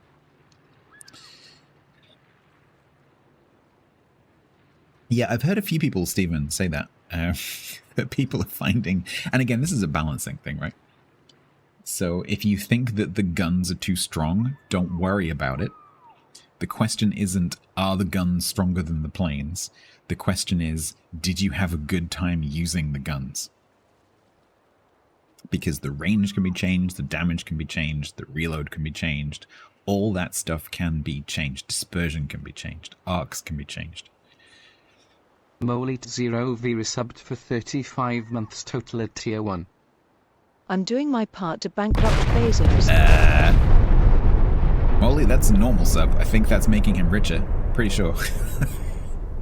Gavri's taking it away, and then you're giving it back. Thank you very much for the 35. That's very kind. You get 3 years next year. Hush. Thank you. It's not that you feel the guns are too strong, you feel the planes are too weak. Interesting. Okay. Because of how long... Okay, so you think that the long attack time is decreasing your damage per minute? Again, that is partially a balancing thing, because an attack can be increased in terms of its potential. So again, if it comes down to, I'm not doing enough damage, my DPM's too low, those are all balanceable. It's more like, is the mechanic... Does the mechanic feel good? A lot of this is, does it feel good? Because that's the whole point of this rework. But I've heard a lot of people say that the attacks are too slow. Yeah. You can, Nosfer, yeah, you can. The special camos are available, and you do have 50,000 doubloons, which you don't need for Captain Respecs, because Captain Respecs are free. So you can knock yourself out with the crocosaurs and stuff if you want to. Don't think you need those doubloons for anything in particular. Alright, MSU, no worries. Okay. So let's do, so we've done AA battleship. Let's do, I've been saving this one effectively till last. We'll do full balls to the wall AA spec Worcester. So this is the only ship that I have spec that has Def AA on it. So we need to see if we can figure out how this blinding thing works and all that jazz. But I do have an AA build. I've got the coal upgrades. We've got AA stuff on the captain. I've got an AA signal, so we're like as AA as we can be. So we'll, I guess, see how this goes.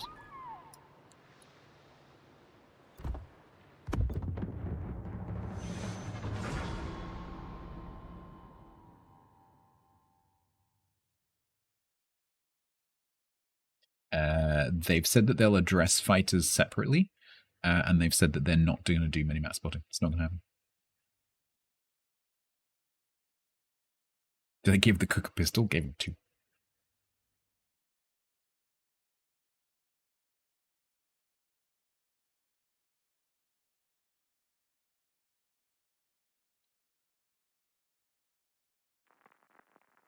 It does have to be used preemptively, yes, exactly. But not for the damage.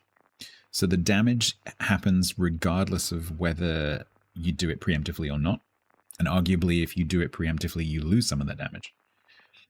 But if you want the blinding effect, it has to be preemptive. Yeah.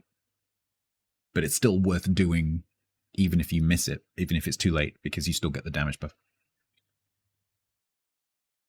Fighters are completely unchanged. Yeah. Although Bin said they are still blinded.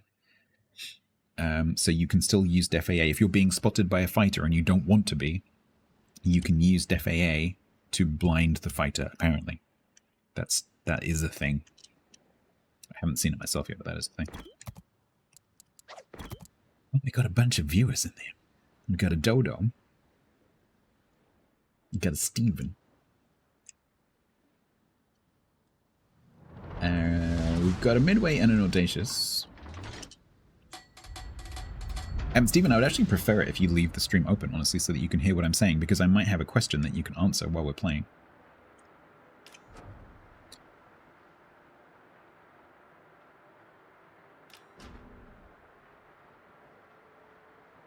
The real issue is overmatch. Oh, we need to get back to that later. That has nothing to do with carriers, but I'm interested in what you think.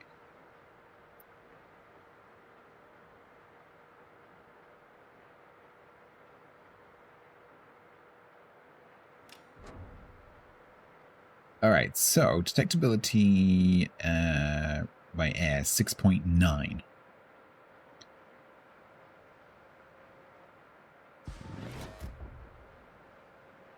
Can the planes or how did you see smoke screens? Ooh, that's a good question. Well, everyone can always see smoke screens rendered, so I guess the answer is yes. Because smoke screens, spotting a smoke screen doesn't have any requirements other than you're on the enemy team at the moment. Okay, I did some damage there, but I wasn't quick enough to see what the number was.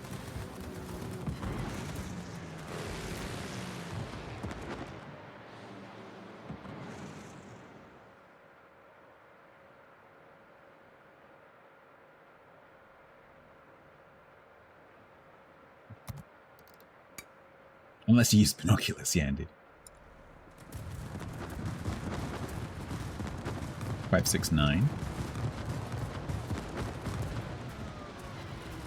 Okay, so that plane that I just shot down is not making an attack.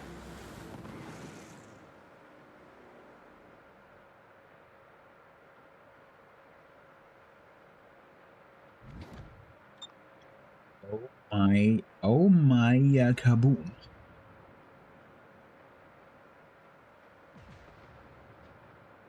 Speaking of kiting a Yamato. Why is Alkerfus running away? Okay, so this time I might actually want to use my DFA. Because I don't particularly want to get spotted in front of the Yamato while I do this emergency turn. So Midway, why are you pushing up to... You're gonna gun a Yamato to death? Okay, I'm gonna pop it. Then when he flies into my range...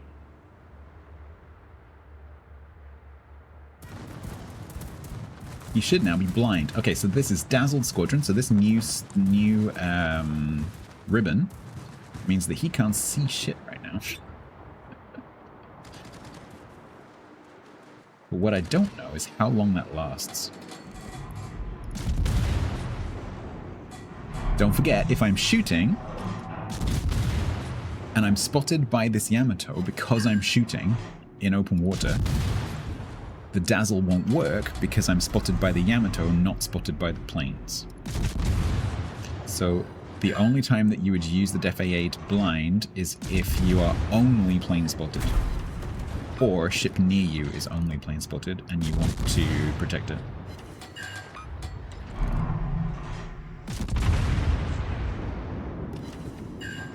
I was not surface spotted. The Yamato was. Probably.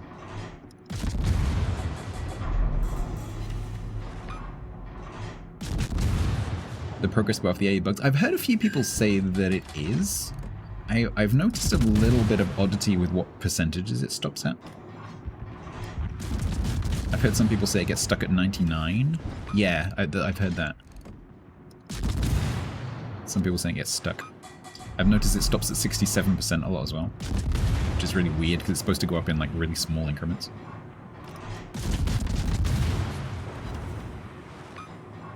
There's a Yamato on the other side of the map. It might be aiming at me and I don't know.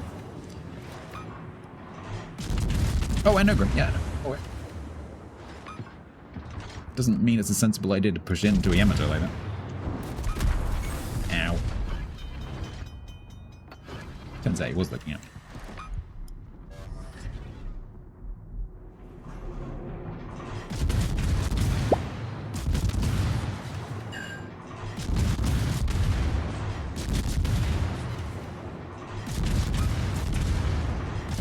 Exactly the same as the main client.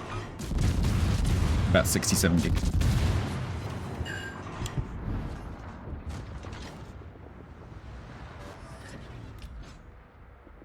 Okay, so I'm not service spotted, so it would be a good idea for me to use that.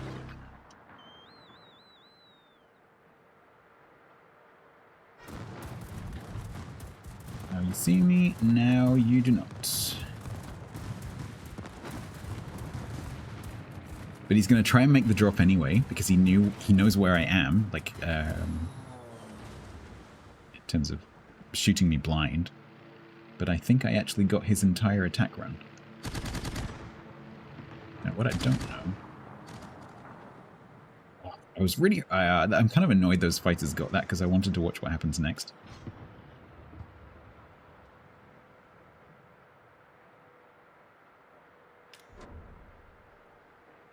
You want to see him try the skill shot? He did try the skill shot, but I shot down all the planes.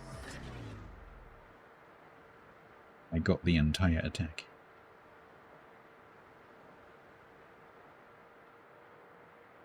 I haven't yet Teacup. No, that's next. I'm honestly kind of nervous because I enjoy playing carriers, and I'm kind of nervous that they've ruined it.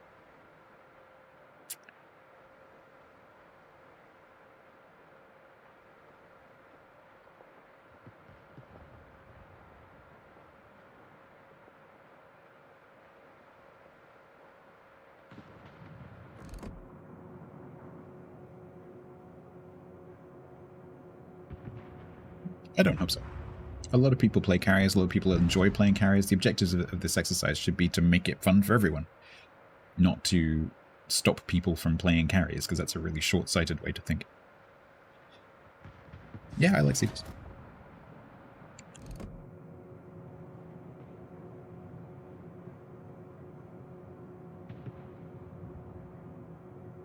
What have we learned? So there's a lot of, as usual with wargaming, there's a lot of UI stuff, right? It's a lot of giving the player information that just isn't happening.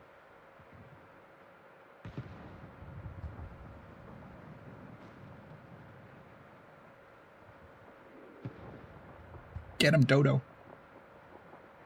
Ah, thanks. What's that? But I missed it. Oh, it's still high. You can't see me.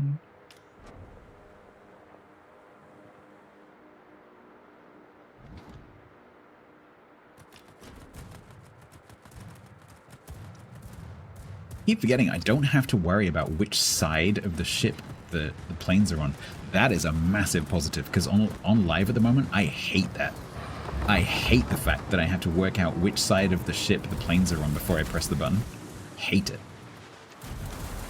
So I am very much enjoying the fact that you can just go, oh, it's in range, plunk. That's nice. Oh, should have pressed the button and I forgot. Oh, that's an interesting thought. If the planes are at high altitude... Yeah, I need to write this down. If the planes are at high altitude, but they're inside your 7-kilometer extended AA range, and then they come down to attack you, and you pop the def AA before they come down, do you get the dazzle? That's an interesting question.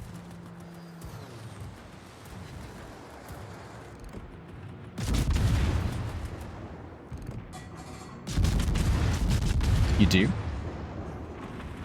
So it's not just about them being outside of the range, it's also being outside of, like, vertically.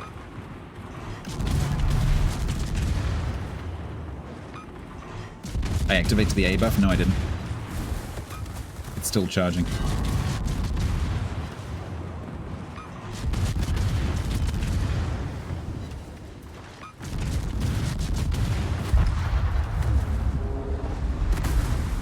Then don't play CVs, Lucky Strike.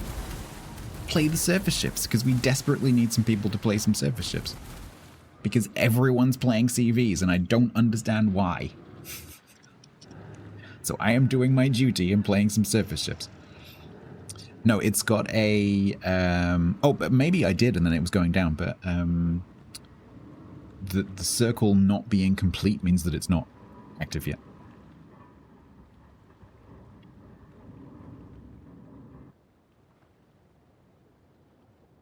Because CV changes? Yeah, but you would think more people would be interested in the anti-CV part than the playing CVs part. What I think it is that the CV players care more about their class than the surface ship players care about their classes. Because the people who play CVs tend to, especially on the C server, tend to mostly play CVs, and so they're really concerned they're not going to have anything to play. I think that's what it is. Plus the Enterprise thing. Suspect that's what's going on.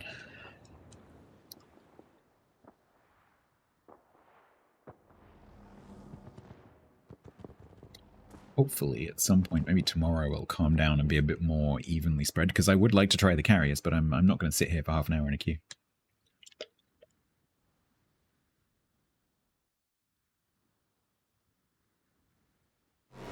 The server does not have a training room, no.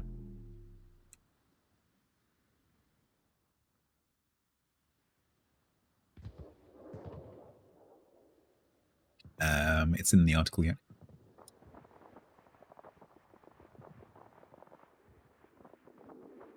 August the 5th. 1 week.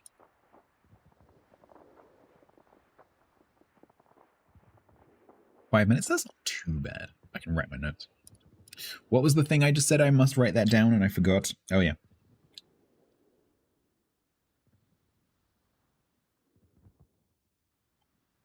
Needs to be clear. What the conditions are for activating the blinding perk. Apparently, planes can be inside 7 kilometers if they are descending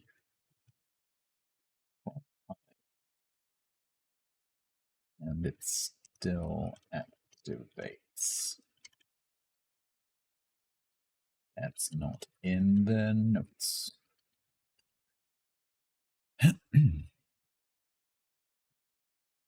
Tornadoes on the minimap needs to be a thing in the base game. Resubbed for 51 months total at tier 3. Higher bloke. What tornadoes?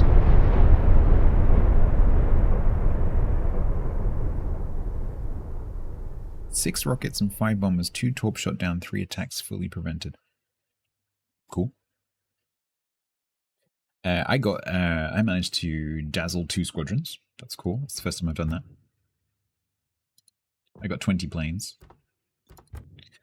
Bilgewater, thank you very much for 51 months. And of course, thank you very much for the amazing tier 3. That is insane. Thank you so much. Completely unnecessary. Thank you so much. Yeah, again, 13 like the last match. So 10 bombs, 13 torpedo bombers. Hopefully a lot of those were actually on attack runs at the time. They weren't necessarily, but they probably were. Don't worry, like I was saying, don't worry about strength. If you think something is a little bit too strong in a way that can be tuned, don't worry about it. Don't worry about damage, don't worry about ranges, don't worry about damage per minute, reload times, all those things can be changed. Because if this is released, the entire game will need to be rebalanced. Every single ship in a tier that can play with carriers will have to be rebalanced. So don't worry about balancing. What you need to focus on is, does the mechanic work and is it enjoyable compared to what we have at the moment? That's the only thing that matters. Ooh, AA is a bit strong. Ooh, AA is not strong enough. Doesn't matter.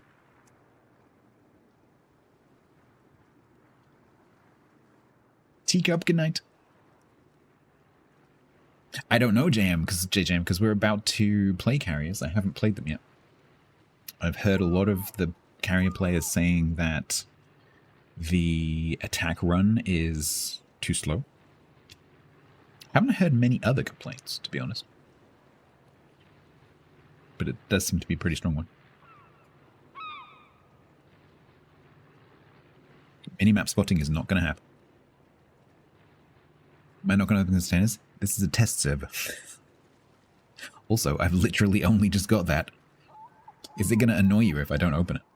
What about if I go into the container screen? Collect it.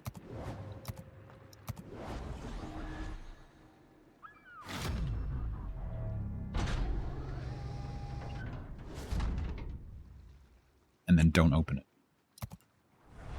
Is that going to annoy you? Is it?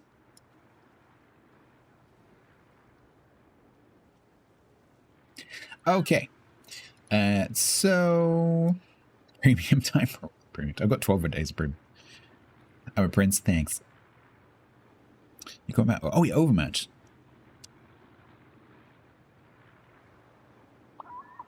We have more 30-mil overmatch at tier 10 than non-tier.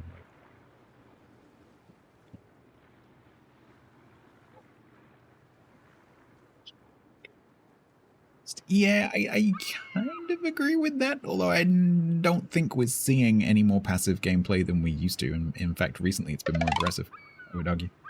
So I don't agree with you. I agree with about the fact about the overmatch, but I don't agree about the playstyle. I think the opposite is true.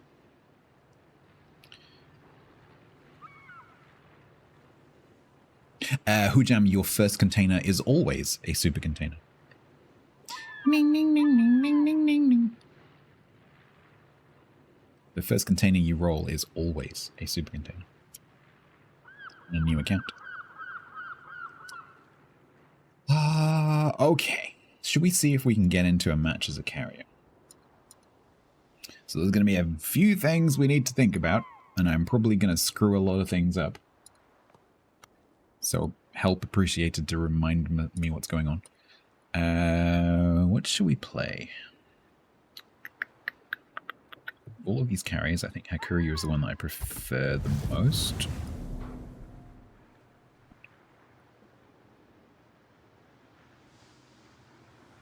Yeah, that's true, Gem. That the IFHEM plating changes did actually buff cruisers quite. Keybind's different, I'm aware. But that's changeable.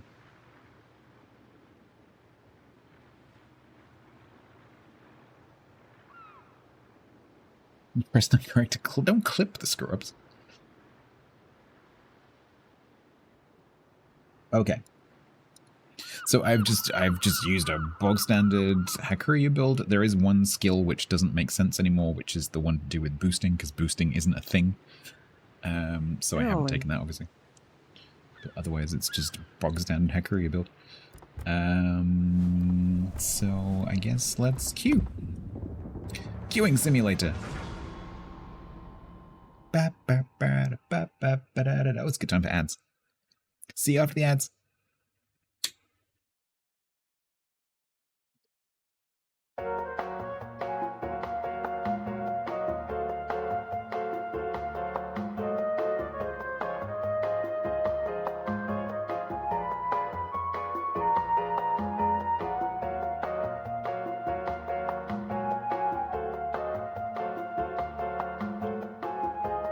Thanks for the ads.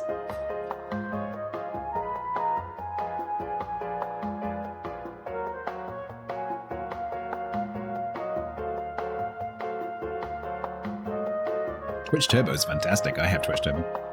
But the reason that you're not seeing ads right now is because the ads haven't started. Because for some reason, when Twitch runs ads automatically,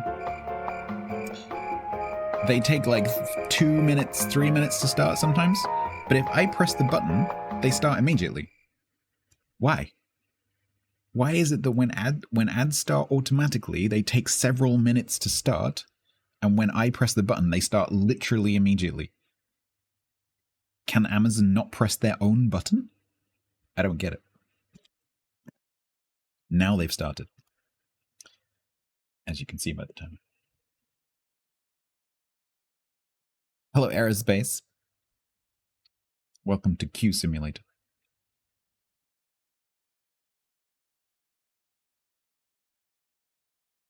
Yeah, so I've been using I've been using Turbo. Gone a bit West Country then. I've been using Turbo now on a year and a half, 18 months, something like that. It's great. Ain't seen no ads, no nothing. Scary Lush. Bam, bam, bam. Do the ads finish before I get a match? Well, judging by people saying the 25-minute queues, I think the ads probably the favorites.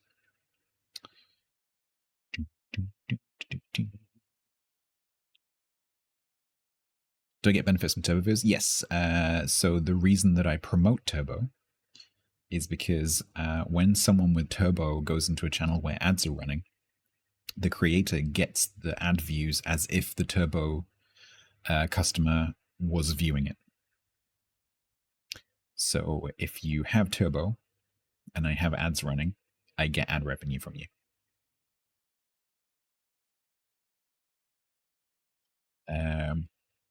I'd like to tell you how much my turbo revenue is per month, but I'm not allowed to. It's not very much. Still more with a sub. Yes. Judging by how much turbo revenue I get, yes, very much so. There is an order of magnitudes difference. Let's just put it that way. If I went to a McDonald's with my turbo ad revenue, I would be hungry. Oi Patron Commander_Waldi 74. Yeah. There's probably something on the menu I could buy, but not much.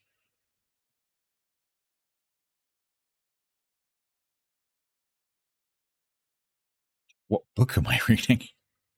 What book am I reading? I'm reading the book that Bort got me. Popular Delusions and the Madness of Crowds, which is fascinating. What else am I reading? Psalms, I'm currently reading. I've started picking up my Anglo-Saxon book again.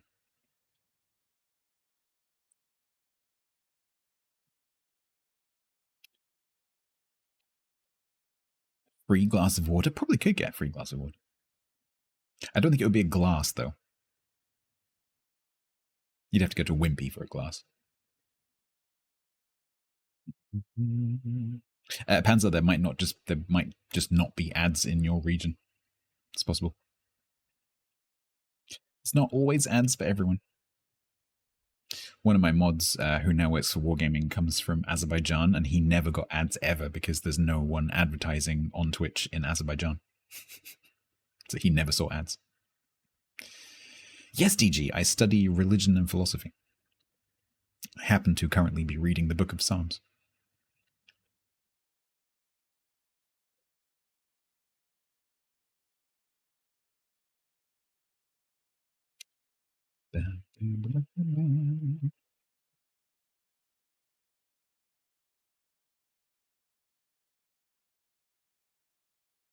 The upsides of living in a black hole? Yeah, pretty much. Yeah, moved to Azerbaijan, exactly. Yeah, I think it's quite common in smaller countries. The Book of Psalms. What is the Book of Psalms? Book of Sums. It's just multiplication tables.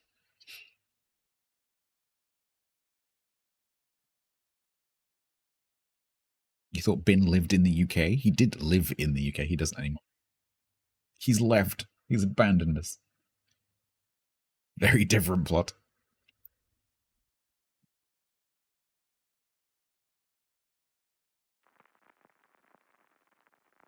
General vibes are a mixed bag. A lot of the I'm gonna have to concentrate, but a lot of the criticisms that I have so far are mainly UI based, as usual, which does not surprise me. Okay, but I have to concentrate because now we're fuck. Thanks, game. It didn't immediately put me into the game, so I pressed enter twice and it got rid of the information screen. So now I have no idea what that said, and I can't get it back because Wargaming. So YOLO.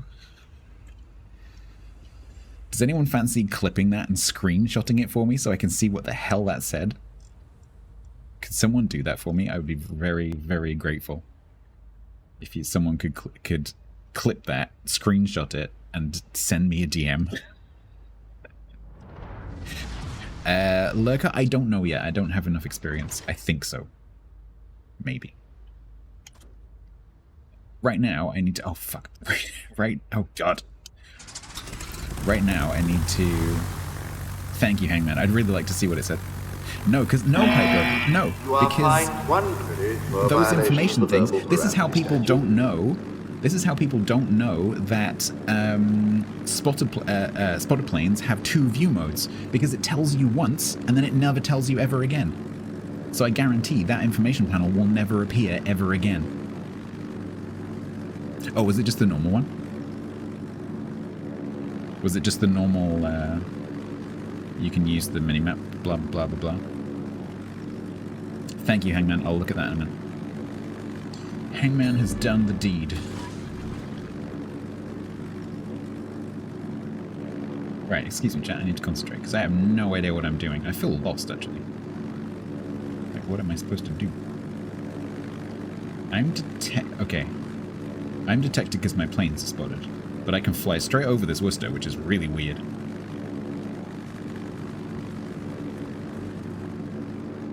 Can't shoot me with it.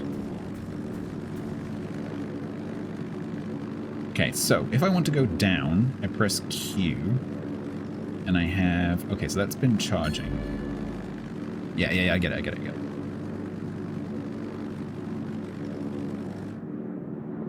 Guess we'd try an attack.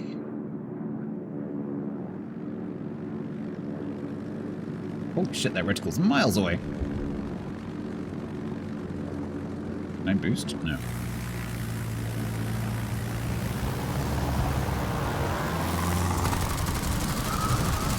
Damn, Cola, that's a really long message, and I'm really kind of involved right now. Sorry, apologies. Hi, welcome. I can't read that right now. Okay, that felt fine. That felt okay. And once again, I'm out of the AA. That actually felt pretty good.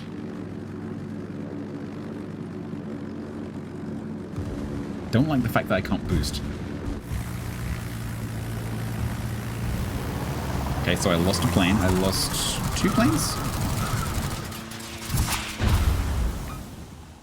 Confused about which planes attacked then. How many planes did I lose?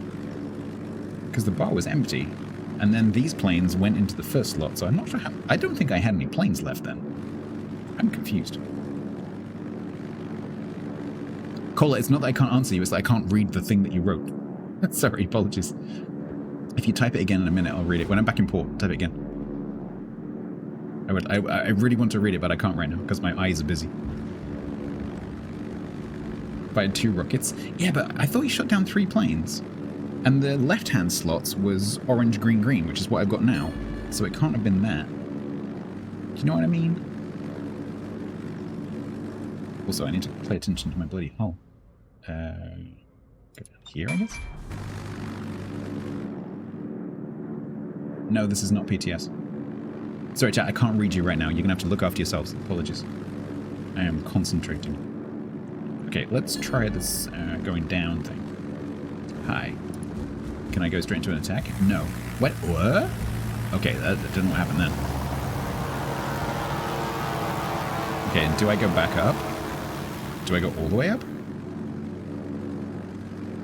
Yes? I don't know, I can't tell. I can't read whispers! Oh my god. Because I can't read chat doesn't mean I'm going to read a whisper. So don't whisper me, either. Unless, like, something's on fire. I'm a bit busy right now. You're just going to have to look after yourselves, okay? Can you cope with that? Chat. Is that okay? Can you look after yourselves? Ow. Scared the shit out of me. Okay, so he actually thwarted that attack. I got a DM. Hangman did it. Okay, so let's try these.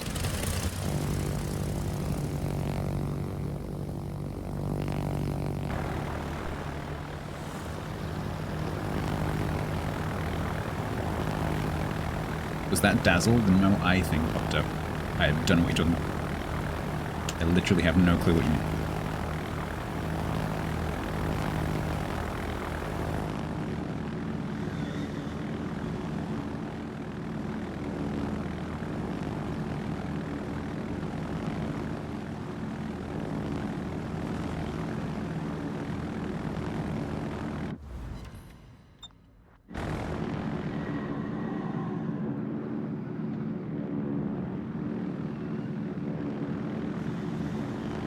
Holy shit, that reticle's like 12 kilometers away. What the fuck?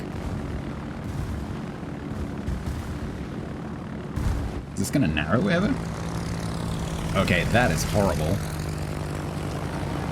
Apparently I still have a heal. I have no idea what that actually refers to. Which part of this is the planes I'm attacking with? very confused. Look at how far away that is. That is... Anyway, let's work out how far away that is. Where's the map border? Hang on. This is a... What is this? A 48-kilometer map? So that is a square and a half away. Which means that's probably about 6 or 7 kilometers.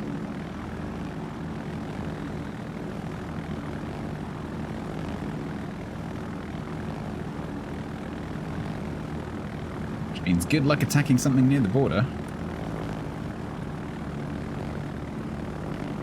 Yeah, so you have to go through this. The rockets felt fine. You have to go through the attack, this part of the attack run, and then you have to do the narrowing, because then you come down, and then you narrow. It's got 3 phases. The Old Man Gaming Noah subbed for 20 months total at tier 1. Cheers and good evening. I have no How idea are what you I'm doing? doing. I have no idea. Thank you very much, old man. I'm a bit busy right now. Thank you very much for the sub. Hi. Okay, I need to go away from you to do this. Yeah, the torpedoes feel absolutely atrocious because you have to be like 10 kilometers away.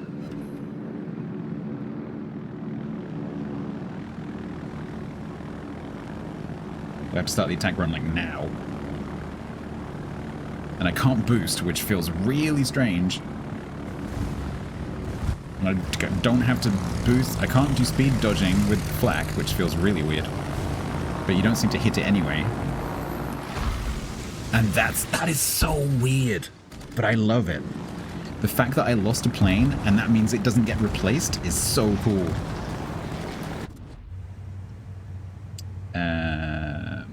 Guess I go with the... Oh, fuck's sake. Go with the rockets. 740 meters. No. Try 7,400 meters. Try 10 times that. Froggy, I can't explain right now. Let me explain in port and then I'll answer all of the questions that you've all tagged me with. Because I can't right now. Sorry. Apologies. I've just got to concentrate at the moment. Should have tried the bombs on Audacious.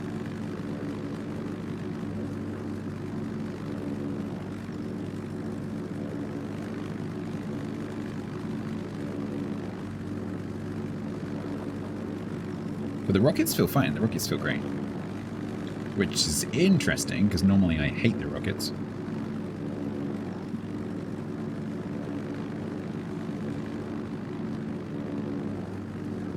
Because these feel like normal, more or less.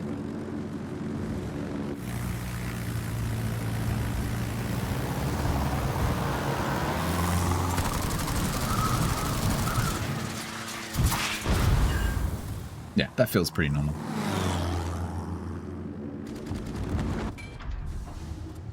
Oh, for fuck's sake, no, no, no, no, no. So it shows you that I'm a carrier player. Because I just... 5. That is really annoying. That's not a massive thing to worry about because people will get used to it. You can change the keys, blah, blah, blah, but that is kind of annoying when... That's what it says. It's... No, it's... GM, it's 7.5 kilometers for the torps, for sure. The distance from when you drop might be 750 meters. But the distance from when you do the first click is 7.5 kilometers. Oh yeah, I know about the hotkeys. Yeah, I know. I'm just saying. I don't think that's something to get too mad about. Because that's just a matter of familiarity. Okay, so how far, like... Because, okay, I'm going to do it like I would do it normally. And I'm going to put the white marker where he's going to be. I think this still works the same way. And it goes in green. Yeah, that's the same. That's exactly the same as it is. As long as you treat the white reticle like it is on live, everything is fine. I don't know what you're all bitching about.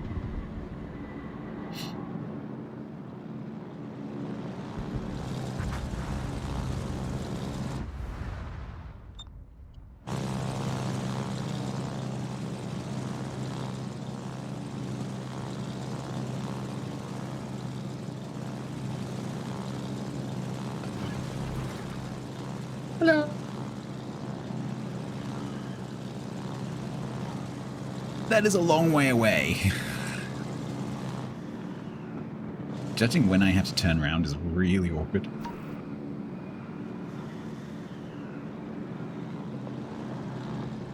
The lead is longer. It's much, much longer. What I'm saying is that the white reticle works the same way that it does currently. So the white reticle represents, as it does on live, halfway through your attack run. So you need to put the reticle where halfway through the attack run is going to be when the attack run ends. The difficult part is it's now longer, and so you need to give much more lead. But other than that, it works the same way.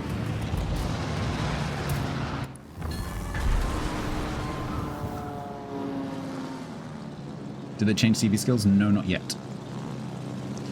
So yes, don't take that skill.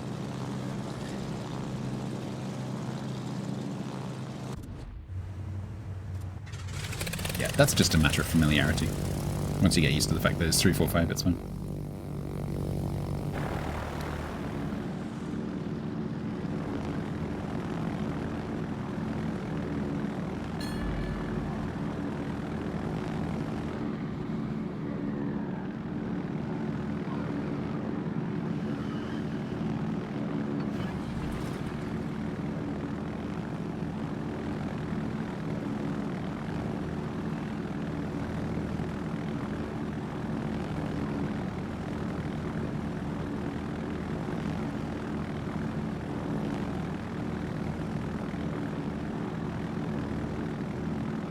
Interestingly, the attack run subtracts from your queue time.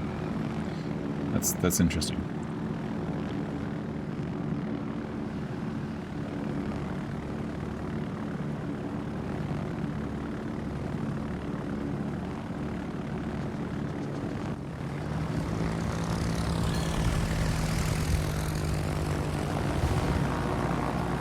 Can't see. That's still annoying. That's still just as annoying as it used to be. Ow, ow, ow, ow, ow, ow,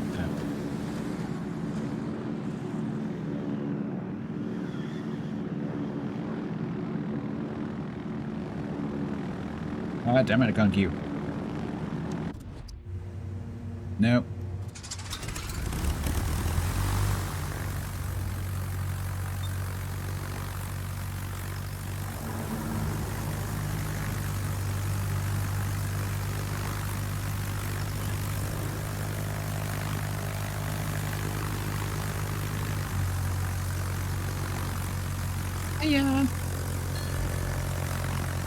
Yes, plane regen I think is exactly the same as it used to. No change.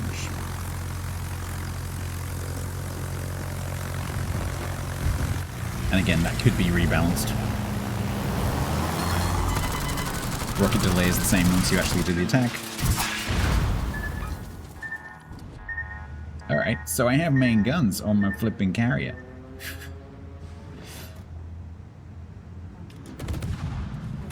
That's really fucking cool. Do I have AP? No, just HE. What's the pen on this? 30.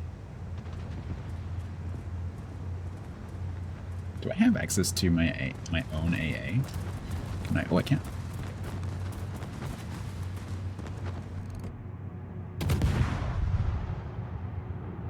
Holy ox, Batman.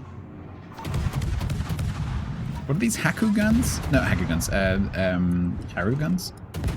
Is it Haru? Or Aki? Shit, good luck hitting anything with these.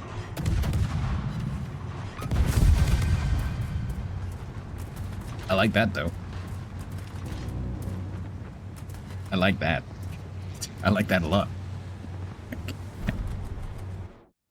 That's fun. I like that. Right, let me just check what's in this. Hangman, thank you very much for the effort with the screenshotting. And Drimna, also thank you very much for the screenshotting. So the thing that I missed was telling me about squadron selection, how to take off, how to land, how to do recon mode, how to do attack mode, and then using the tech map to do autopilot. So think that's mostly old stuff. Okay, chat. Everyone got very, very excited during Au that. revoir, patron Mossily Harmless Dodo. If you made a comment or asked a question during that battle, please repeat it now and tag me in the chat so that I may answer or read your comment or question. Thank you very much for your attention.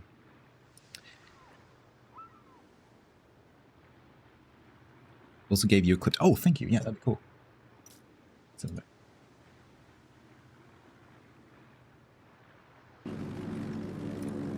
Look up.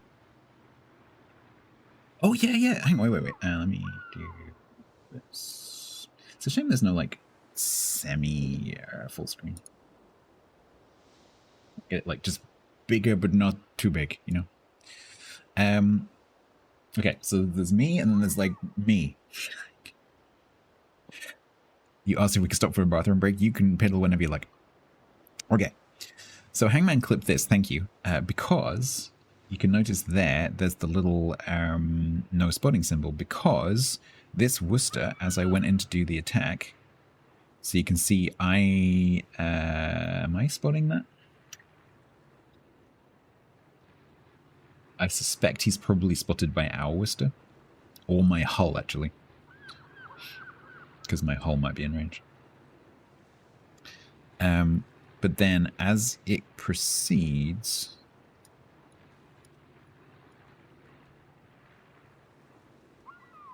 Okay, so up here I'm at high altitude. And then as you see my planes start to descend, because I was attacking from high altitude, not from recon. As I descend, I go into the AA, and he's already preemptively popped his def AA. And because I was coming from, because up counts as outside. So imagine the def AA like a 7-kilometer radius cylinder that is not as tall as the high altitude. So if I enter that cylinder from either from the outside horizontally or from the top, it triggers the blinding effect of the def AA, and so now I'm blinded. But because the Worcester has been shooting, it's spotted by my hull or the Worcester or the Yamato. And so he didn't disappear. But if there was nothing else spotting this Worcester, or there was something else in here that I was spotting and wasn't spotted by anything else, like maybe there was a destroyer right underneath me who hadn't been shooting, they would go unspotted. I just hadn't noticed that because I was too busy going, oh shit, flag.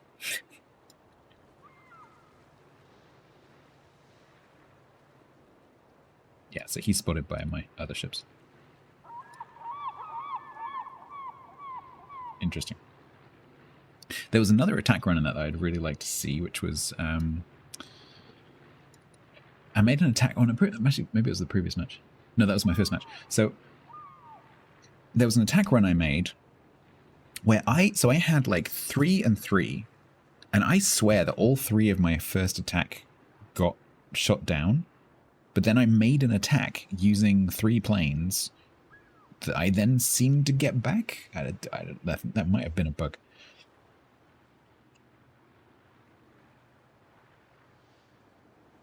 Right.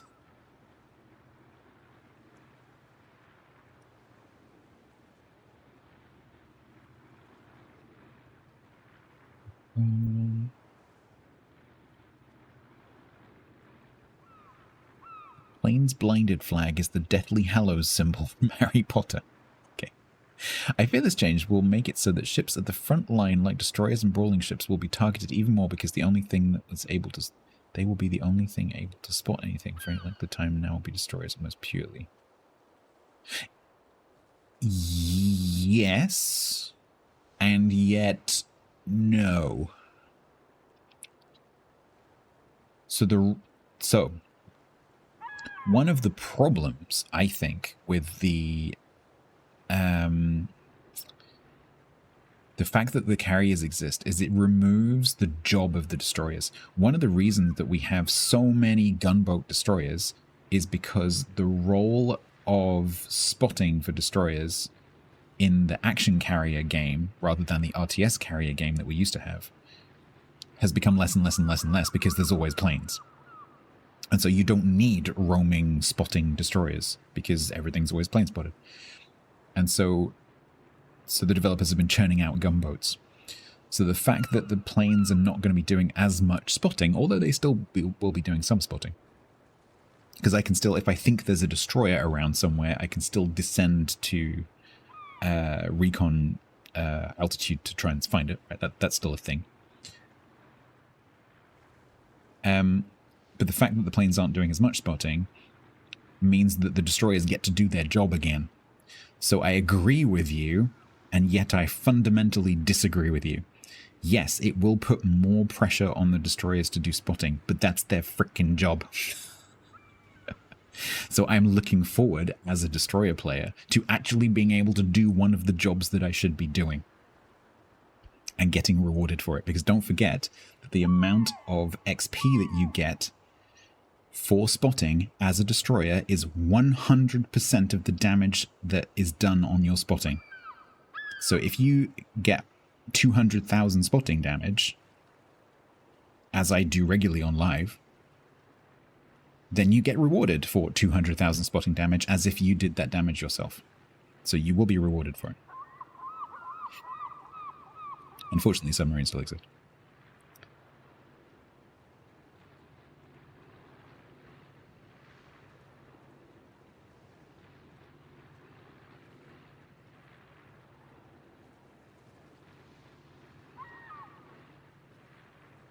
Why did they change spot mechanics for me? I have no idea what you're talking about.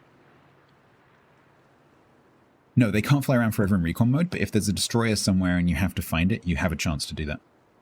But you're right, it is limited, and that's cool. Dogzilla 1 resubbed for 7 months total at tier 1. Hello, Stats. No, I think, Panzer, what happened was the way that the UI at the bottom works is that so let's say I have 3 and 3, and I've got 3 during an attack and 3 up high. Once I click and the attack animation begins, the UI puts the 3 in reserve planes on the left, even though I'm still following the camera of the attack. That's really confusing. Because if I glance down, it makes me think that I've only got 3 planes, but actually I've got 6 planes. It's just that it's showing me only 3 of them, even though I have 6, which is a bit confusing. The timing of that animation is wrong.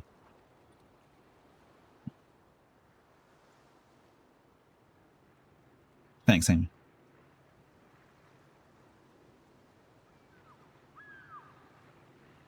Sorry, I've got chat paused. I'm just catching up. If there will be dual CV versus DD, how can spot and kill DD when playing on CV? You don't. You're fucked. And that's good.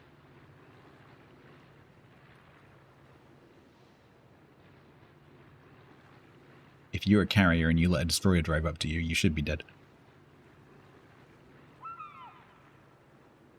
But having said that, I've heard a lot of people say that having the manual guns now is really freaking strong. Because if the destroyer is stupid and they drive right up to you, you can just shoot them in the face. Hello, Dogzilla. Thank you very much for the tier 1, 3 months in advance for the 7 months in total. It's very kind of you. Thank you.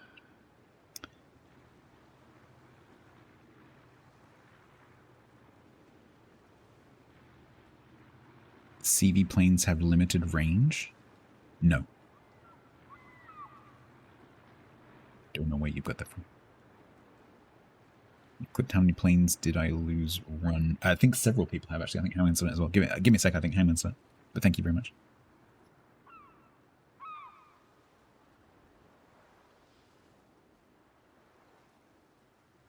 Right, I've got it.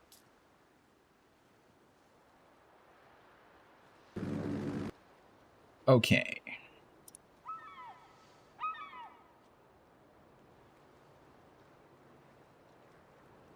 Let's put this in half speed mode.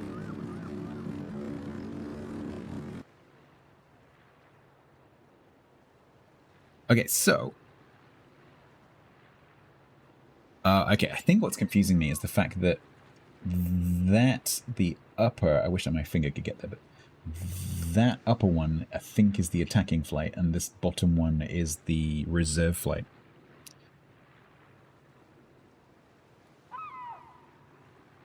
Looks like the individual plane health is now tracked instead of it just being the end one, which is interesting.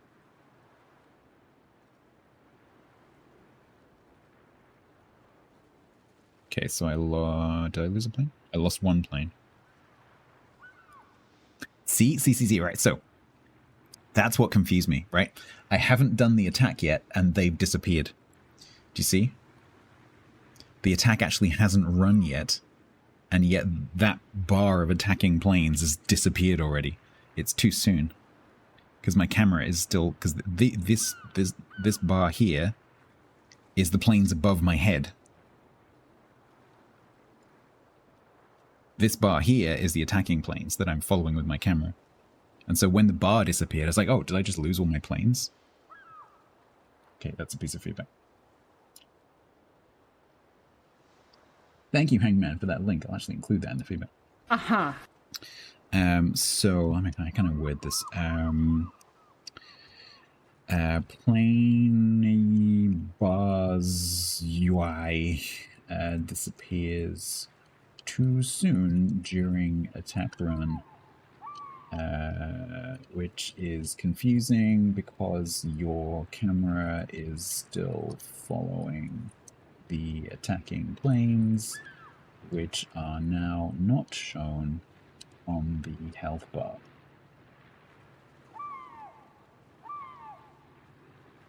We will add the link that Hangman kindly gave me. I'm compiling some notes so that I can give comprehensive feedback.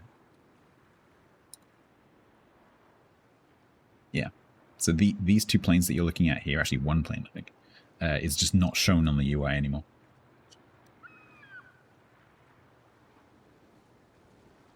Ivory, I have a policy today of not allowing that kind of comment. You need to explain what you mean.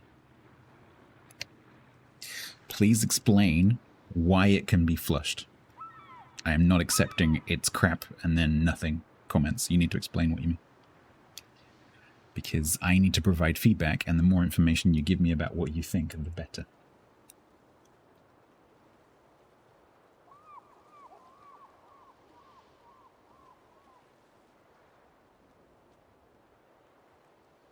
Health bar disappears. Yeah, I think it might be something like that, Tritosi. It's just really confusing because that's kind of the indicator of how many planes you have left and which ones you're controlling.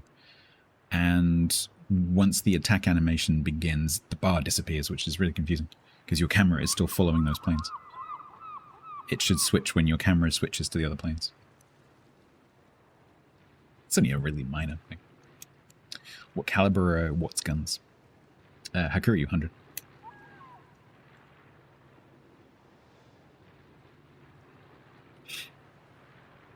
Yeah, it is interesting to think about, Dishwasher, how this translates to lower tiers, yeah.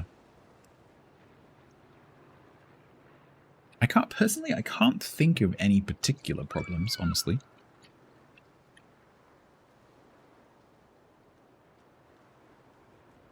Destroyers will have a bit more mobility, maybe.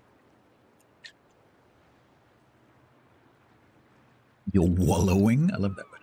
Wallow. I guess Ivory Falcon can't explain what they mean. Just so everyone is aware, during this stream, while I'm doing this testing, I really, really want to know what you think, but I will not accept "it's stupid" comments. You need to. Saying "it's stupid" is fine, but it needs to be followed by an explanation. It's stupid because. Do you think with these changes, an AA ship will actually be able to put a dent into CV's plane count? So, there are two aspects. So I was talking about this earlier. Something I want to keep pointing out because not many people are talking about it. As you just saw in that clip, the way that planes are damaged and the order that they attack in is changed. Okay? Currently on live, if you have 9 planes in a 3-3-3 format, and you start an attack run with all 9 planes, 3 of them break off, they start the attack run, one of those planes goes down. It's immediately, instantaneously, in terms of the meta, it's instantaneously replaced by one of the 6 planes from above. another plane goes down. It's instantaneously replaced by one of the 5 planes from above, and so on.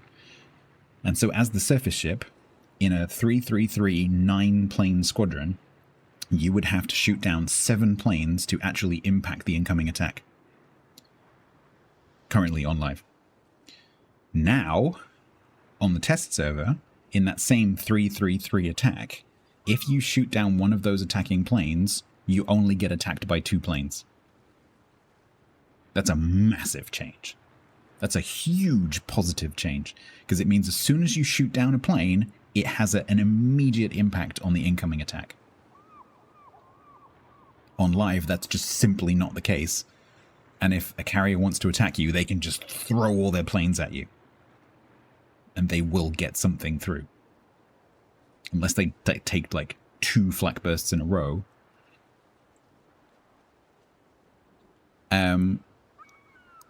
Yes, and that is the flip side. Because the planes spend more time being immune to AA, that is going to require some balancing, but that's a balancing problem. That's not a mechanics problem.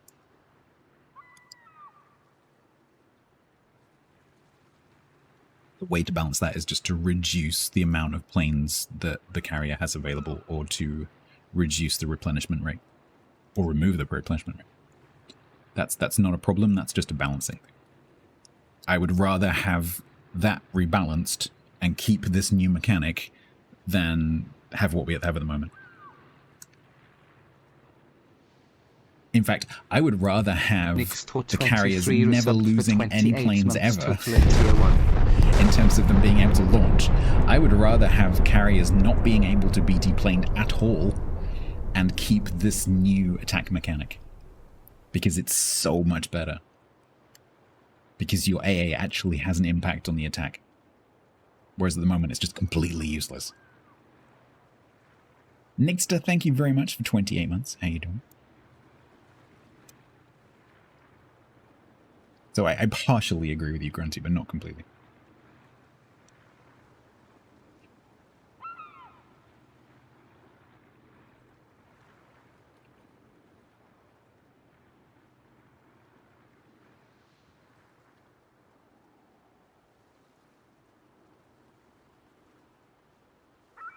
Any other comments?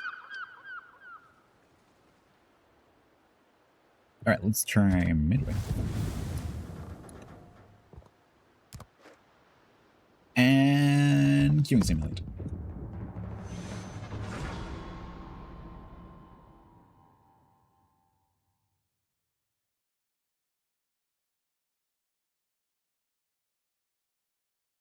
What I'll do is there's about to be some ads running in a few minutes. I'm going to run them right now while we sit in the queue.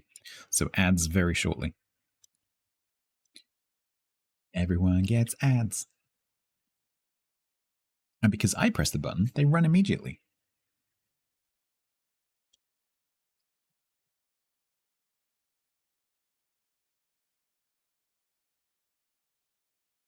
Chat, we've rehearsed this. Chat, emergency, we rehearsed this. Who was here earlier? Hi, Tiger. Thanks for the raid. Thanks for the raid, Tiger.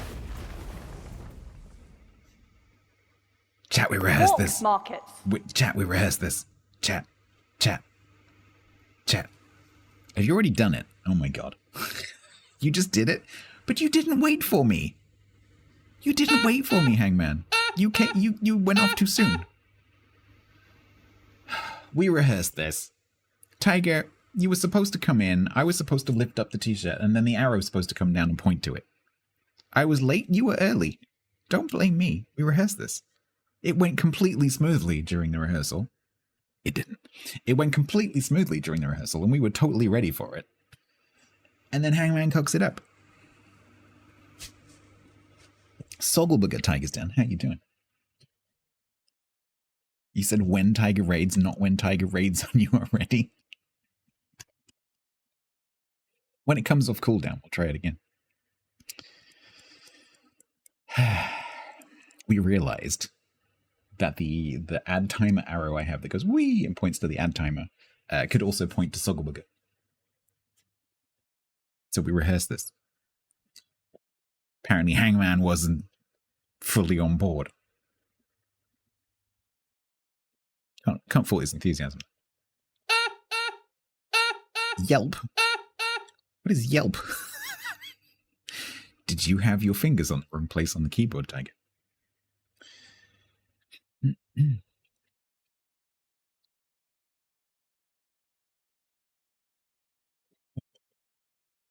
It's probably off cooldown. Quick. Tiger! Hello! Try it again. Try it again.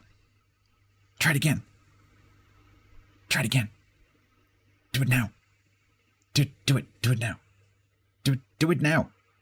How much is your stream delay? Holy crap. Soggleburger, Tiger. Soggleburger. We rehearsed that. Smooth as butter. Eventually. Good job, Hangman. Good job. I think we could do with a bit of polishing for next time.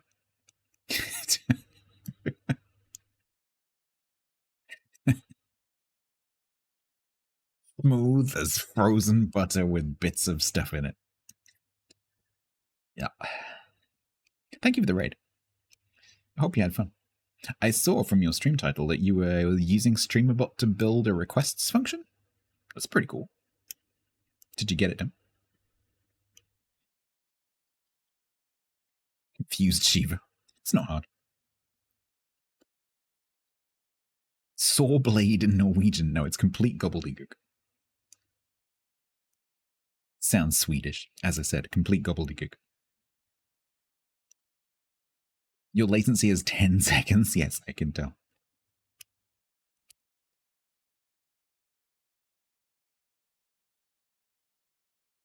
The fact no one else beat you to is astounding. They're all lazy.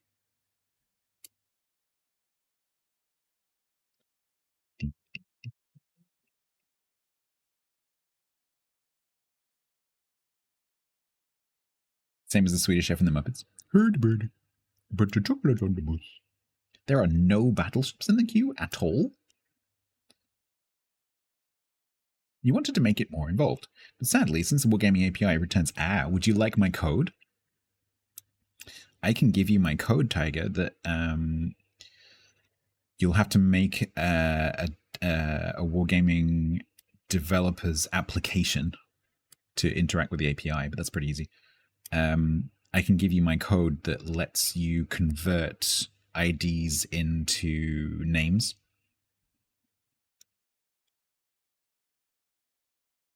Which is how I do things like my ronked stuff. So that makes a call to the API. Per exemple. Why isn't ship name? It is. It's just in a different dictionary. So it's a bit like, you've said databases, so it's a bit like in a database where one database will have an ID and then the other data, like will have the ID and an address, and then another database table will have the ID and the name, and then another database table will have the ID and the phone number. It's a bit like that. So the stats bit of the API has the ID, and then there's a dictionary that has a lookup between the ID and the name of the ship. Key value pairings. It's pretty standard.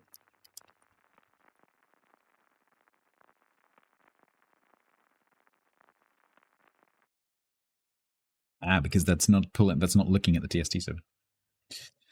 That's looking at my main installation, where my selected ship is a repulse. Right. We are now in a midway, which means I have even worse detection. I have bombs that can kind of wreck the destroyer, but if the run-up is anything like the Hakuryu bombs, that's going to be really tricky.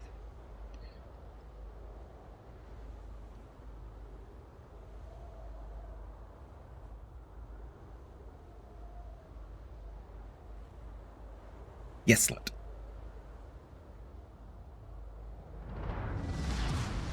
Exactly, Tiger, yes.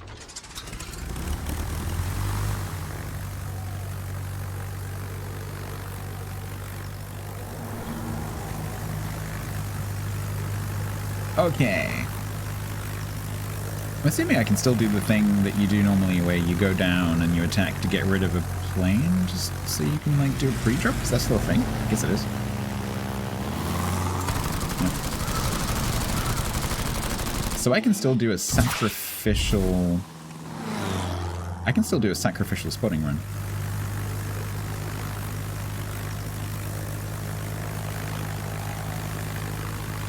So I can still do this.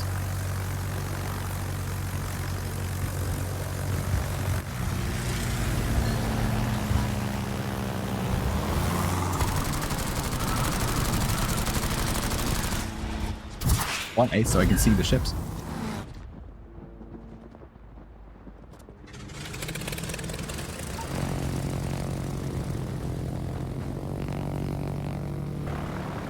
Because if it's really hard to BT plane now, why would I not sacrifice some of my planes for spotting? Am I being sniped?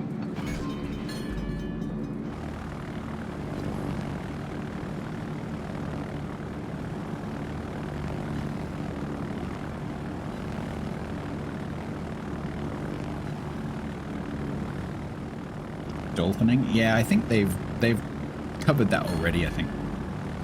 It's pretty much not a thing.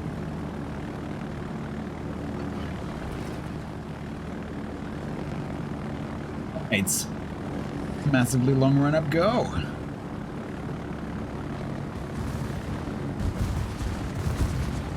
Still going. Still going. Still going. Still going. God, that flak actually blinds you. It literally blinds you.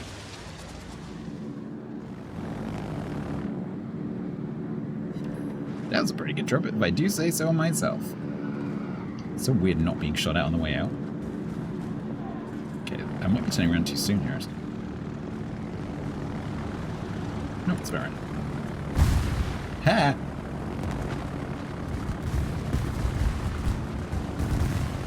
I am dazzled, but they're spotted anyway. Okay, so I lost a plane, so that's not going to be attacking. I lost another plane, that's not going to be attacking. I lost all the planes, none of them have been attacking. So those two just stopped an attack.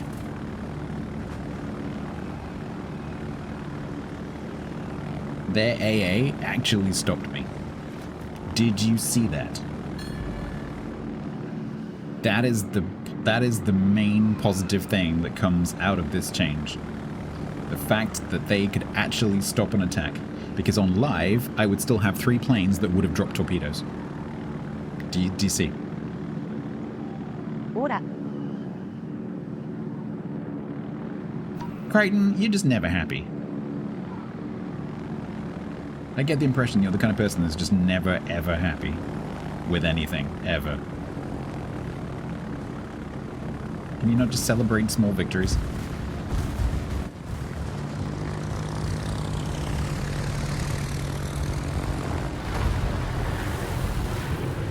I get the wisdom. Right, let's try the bombs. How's testing? It's interesting. A lot to think about. A lot for my brain to do. Because obviously there's quite a few different things.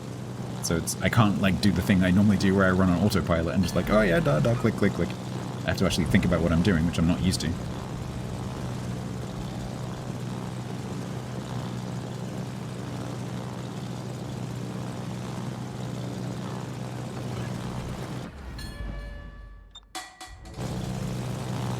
Yes, Diego.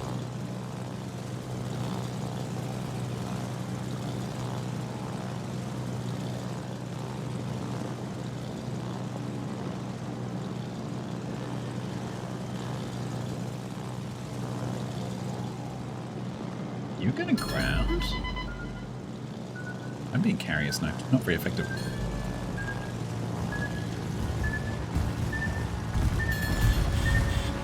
Is it bad? I mean, no.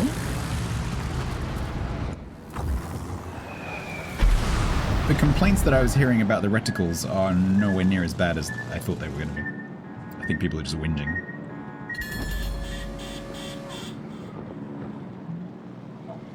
Much of a reason. Ow.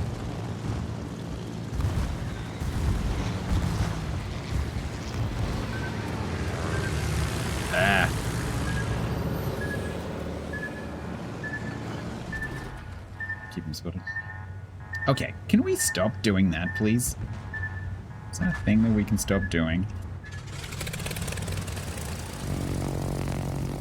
Bye, Mary. Sorry, I'm not reading chat right now. If anyone's got anything really, really, really super urgent, like, you know, they're dying or something, then call emergency services. Right now, I can't help you.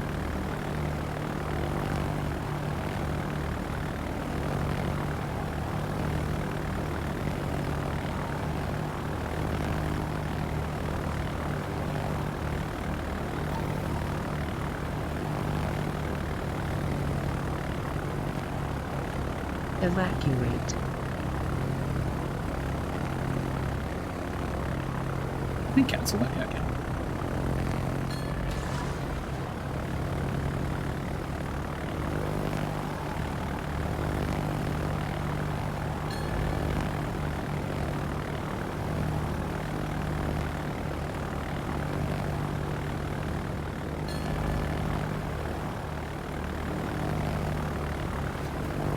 Hello! Not being able to boost is really... Basically, there's nothing for your left hand to do. You're playing carriers now, you might as well just, like, scratch your head. Your left hand doesn't do very much. Which is really weird. It's like driving an automatic car. I've just got my hand resting on the desk. Most of the time.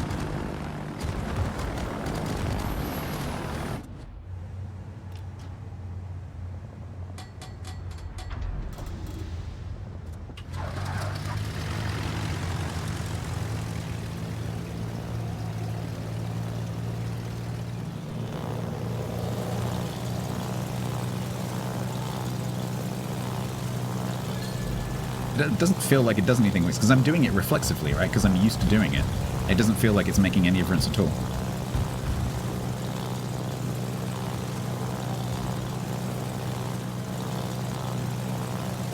Just add a mini game? Yeah, maybe. What do I think? There's a lot of positives and there's some negatives, but most of the negatives are UI, which is obviously then easily fixable, but the problem is that it's Wargaming, and Wargaming's record on making UI changes is not good, which makes me nervous.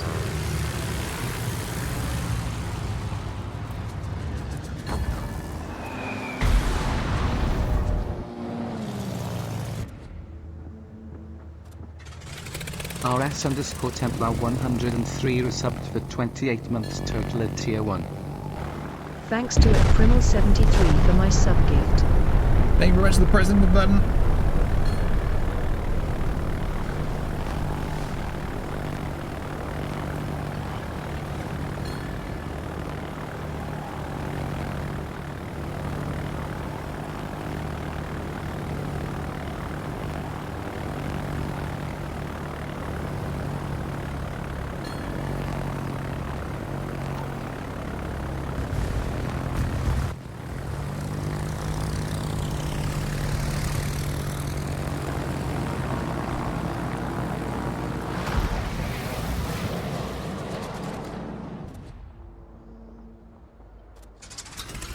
Yep, they play them on stream.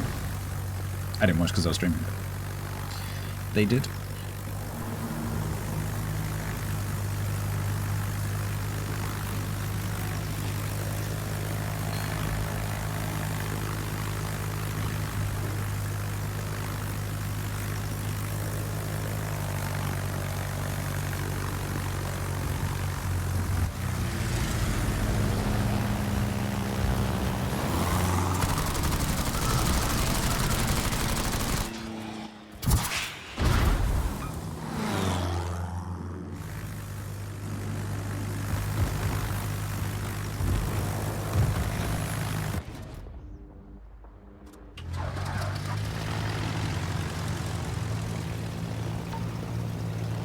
If it's any help, Snob, I think, statistically speaking, I'm about the same as the scouts in carriers.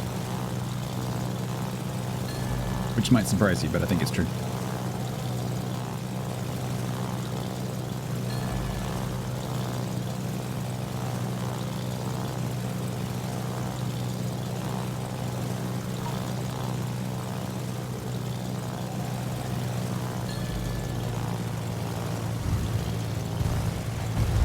So weird having to be so far away.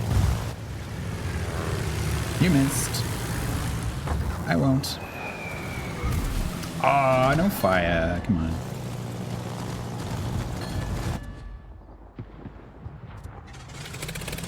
Oh, I've got freaking guns. I keep forgetting I've got guns. Yeah. No, no, no, no. Give me my planes. Ah. I keep getting I've got guns. Afghans didn't have guns either. Just saying. We're all going to have to get used to that. Doesn't make him instantly amazing in them. He's going to be making the same mistakes I am. I didn't miss, it just didn't do anything. There's a difference. Cool.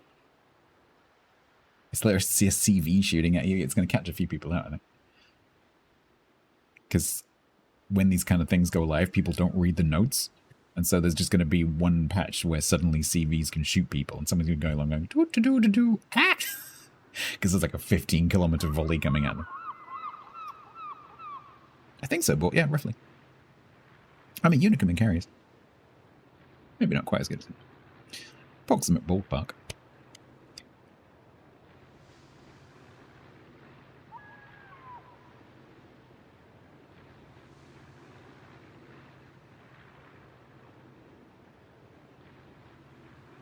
Gearing, smoking up hack. I really hope so. I genuinely hope so. And I hope that Wargaming introduce some CVs that are specifically designed to be main gunned.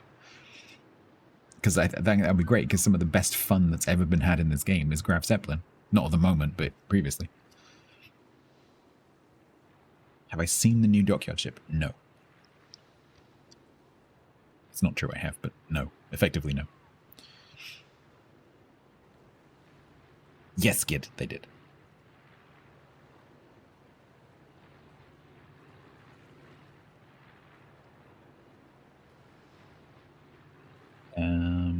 Should we try the other one, just for completeness?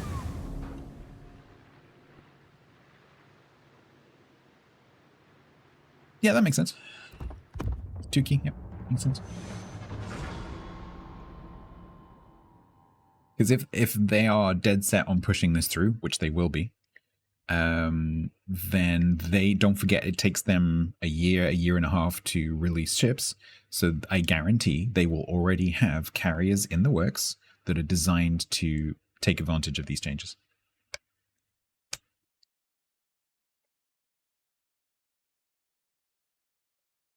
They won't do minimap spotting. There's no point in chasing it. It's not Malta, because I know Malta like the back of my hand.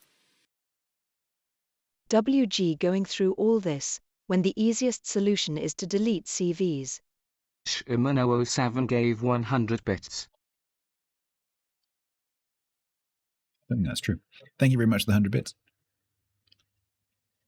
Is this version of CVs fun for me? It's less fun than live. But, as someone who thinks that the game would be better without CVs as they are on live, if this means that if CV fun is reduced slightly and everyone else's fun is increased slightly, I'm willing to take that trade. Because at the moment, if I have a fun match playing CVs, it's because I'm bullying people. And that doesn't feel good. It's fun, but I feel a bit like, oh, it's a bit, you know. The CV morality argument, exactly. To be fair, it's not just CVs. There's other interactions that feel like that as well. You don't want to go back to RTS CVs. You're forgetting how awful it was.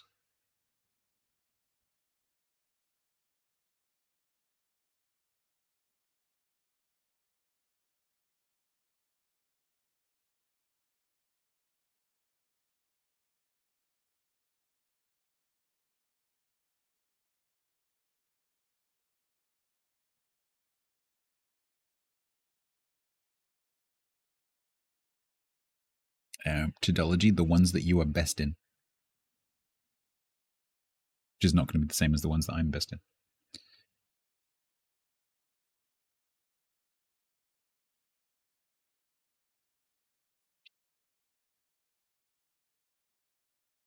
RTS AA, I was really hoping that they would take the opportunity with this to reintroduce the like the panic mechanic from the RTS CVs. that stopped your reticle from narrowing. We have a reticle narrowing, reticle shrinking kind of thing going on with carriers. They could stop that from happening with the DEF-AA. I think that would have been cool.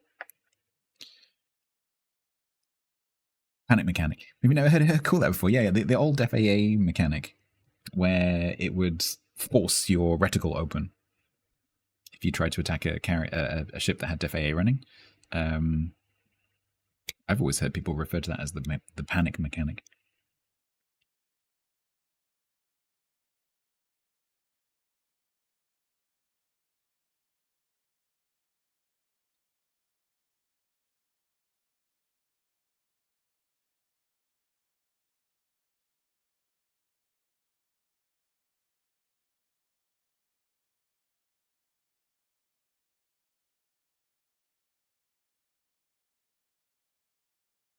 Yeah, it is grunty, but I would argue that a little bit of frustration is the whole point.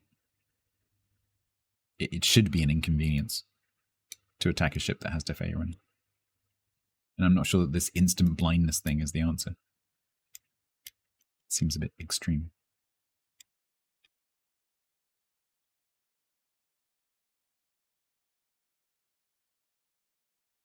Do you really though, White Lol? If you're in the middle of a battle, if you're like in the middle of shooting a destroyer that's right next to you and you have to like take control of your AA guns at the same time, do you really want to do that? I don't. That'd be annoying as hell. It's already bad enough with it. So imagine the ASW drops, right? Because the same thing is true at the moment with the ASW drops, where you have to stop doing whatever you're doing, spin the camera around 180 degrees to do an ASW drop on something you just caught a glance of. It would be like that, but worse. So I absolutely don't want that, because it's one of my least favorite things in the whole game right now, is the ASW drops. Because they're so annoying.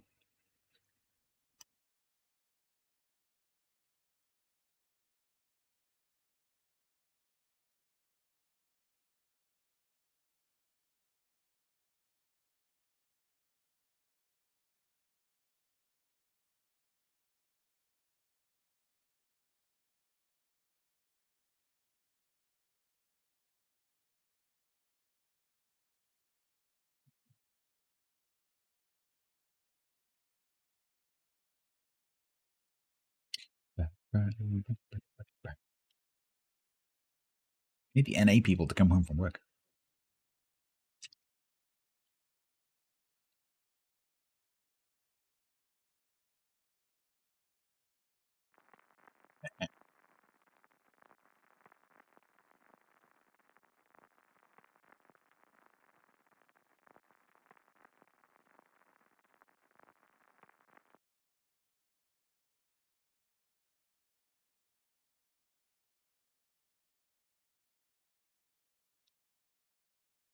Nice, Bunty.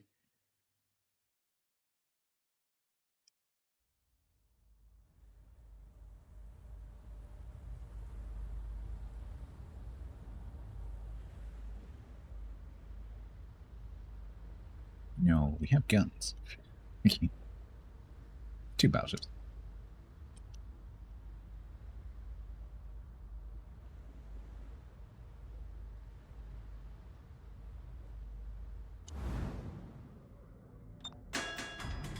We've got to do it at least once, right?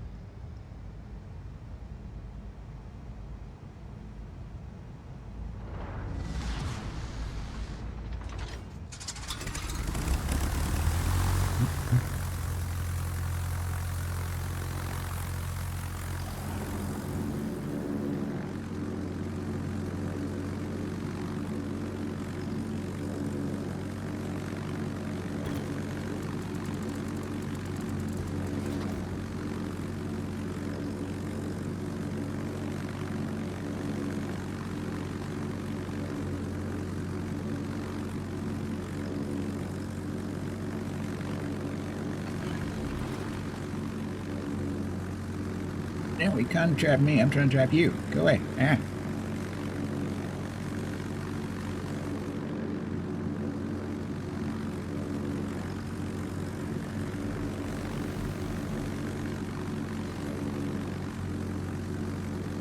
Alright, let's have a peek. Hi.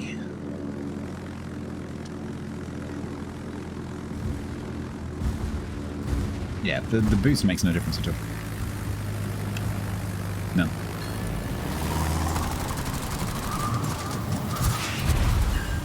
Fire!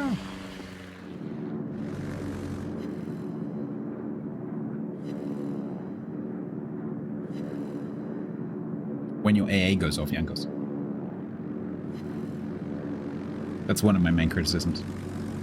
Sorry, I'm not going to keep repeating the same things over and over again, but I will do a summary at the end of the stream. So otherwise I'll lose my voice.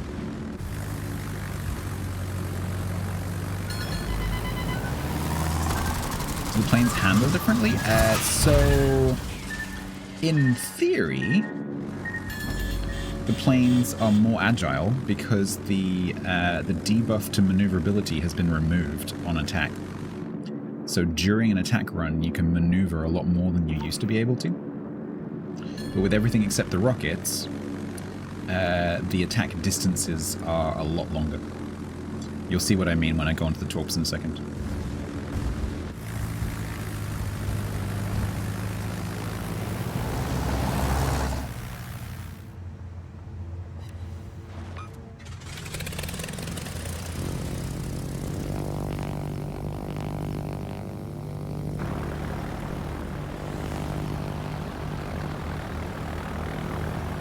See how far ahead my reticle is? So this is how far away I have to start attacking. And this is with the British torps, which are really short. With Hakuryu, it's like 8 to 10 kilometers. Okay, the heal has a really important function now, which is actually getting the attack through. And now I have to... So unlike now, where I can immediately turn around and torp again, I can't do that now. That is a massive change. Now I have to go and do a massive turnaround before I can attack again, which is a very, very big change to the way that the British torps work, because normally you can make 2 attacks in quick succession just by doing a U-turn, and now you can't, which is going to kick the British CVs in the nuts, potentially.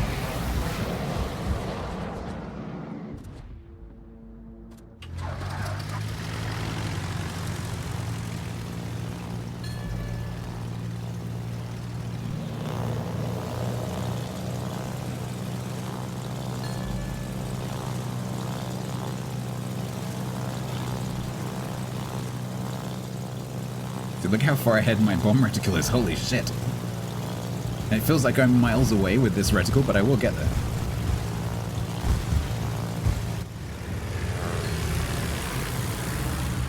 Yeah, actually, it was too far away.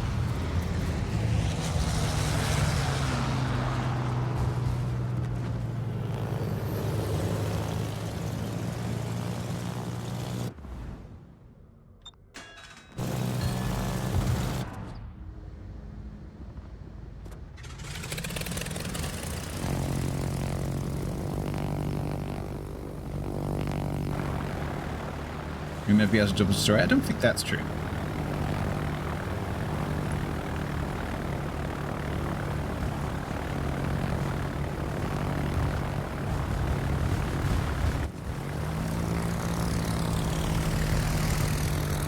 Yeah, if you don't have a heal available, holy shit, you're not getting through.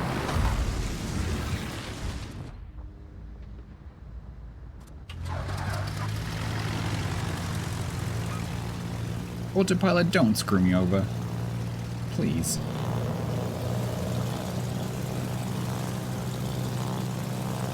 Yeah, don't worry, it'll be there in a minute. It's just got to do some pointless reversing first, don't worry. I think it's going forward now.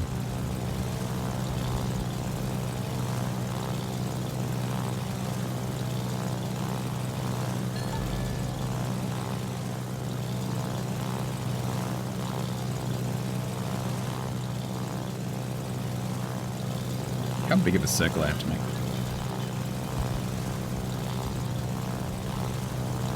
Yeah, the destroyer spotted. Feels so weird.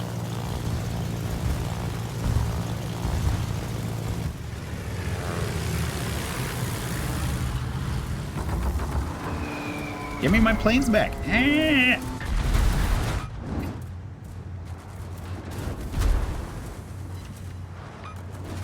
it's still focusing. No. It's interesting.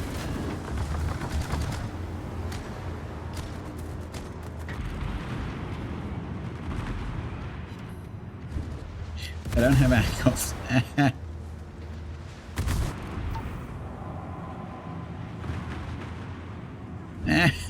These gun angles are shit.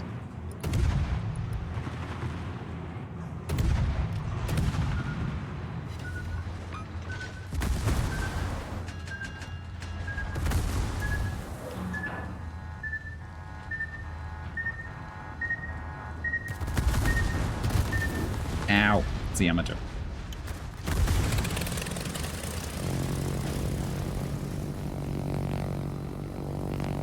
Pork market. Thank you very much for the raid. Bit busy right now.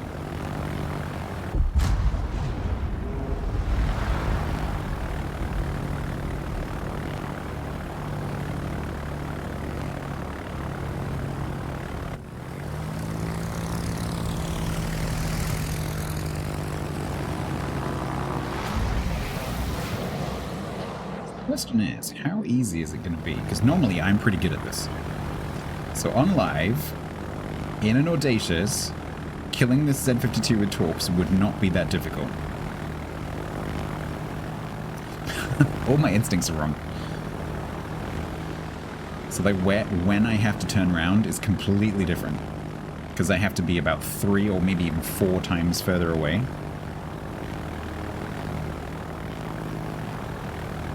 Which completely changes the character of these torpedoes. Because these torps are short drop, short turnaround, like rapid repeat drops.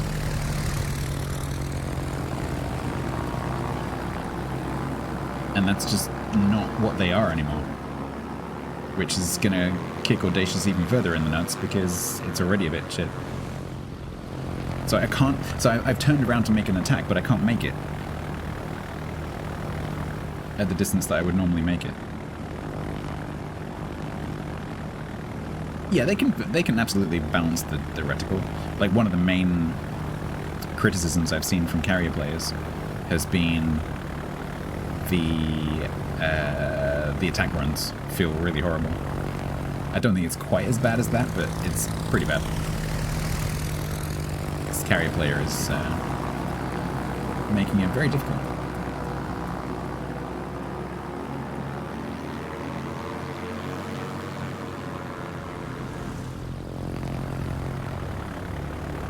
Like, even that's too close.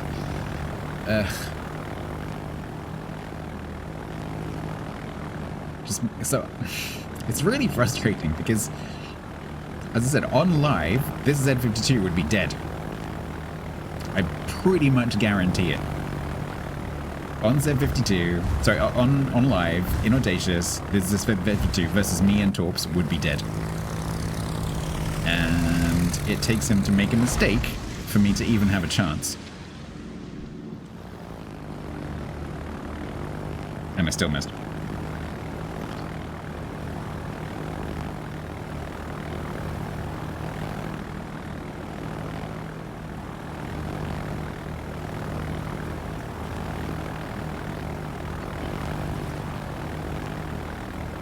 Time to do the stack run.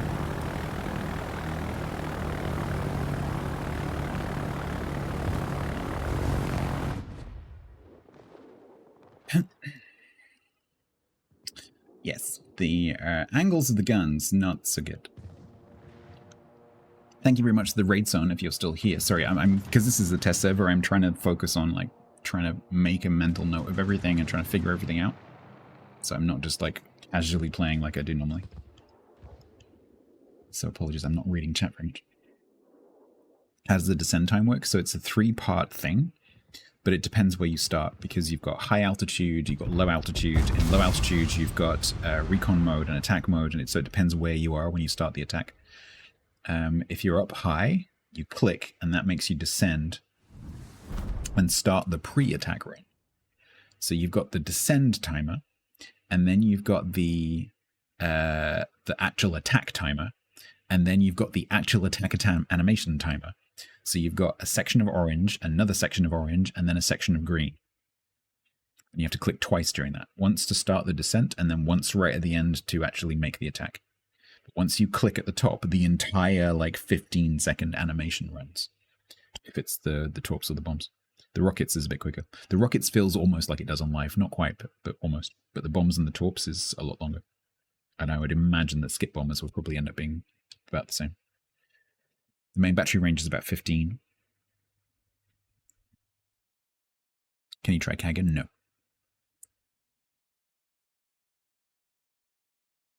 Can you start attack runs while doing a 180? Yes. The maneuverability isn't affected. So on live, when you click to attack, your maneuverability gets massively decreased. That's been removed. So your maneuverability is always the same, which is nice because it's consistent. So basically you can always turn the same. So you can start attack runs while doing 180s. You can just do 180s. You can do a 180 during the middle of the attack run. It doesn't matter because your planes always have the same maneuverability. Yeah, I guess so, Knight. Yeah, I guess so. You could start the attack run while you're going away. But obviously your ability to spot is massively reduced as well. So it might be difficult to judge that. But possibly. Yeah, maybe. Right, I've been playing carriers for a bit. So let me play a surface ship again. Mainly for the queue, because I feel responsible for playing some surface ships, because no one's playing surface ships. So let me give you the destroyer point of view, because that is quite honestly overwhelming. You play Daring Hunter, don't we?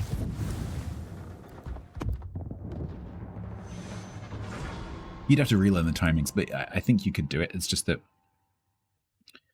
when you start the attack run, obviously, so after you've finished an attack run, or you're coming into an area at high altitude, you don't have any spotting. And so, unlike now, where if there's a battleship, say, you're spotting it no matter what, you aren't necessarily spotting it, so you would have to guess where it is, which is obviously going to make the distance a lot more tricky to guess, especially with the massively increased ranges involved.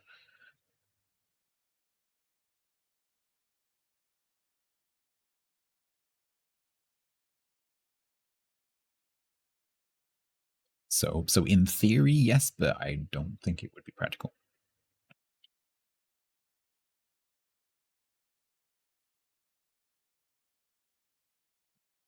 Yeah, that's a good point, Monopoly, actually.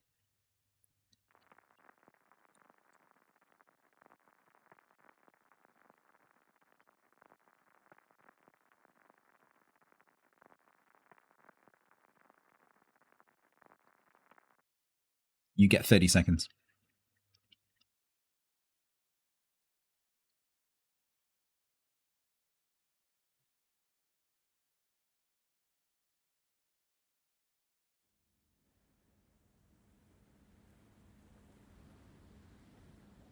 Same team, what do you win? A Worcester.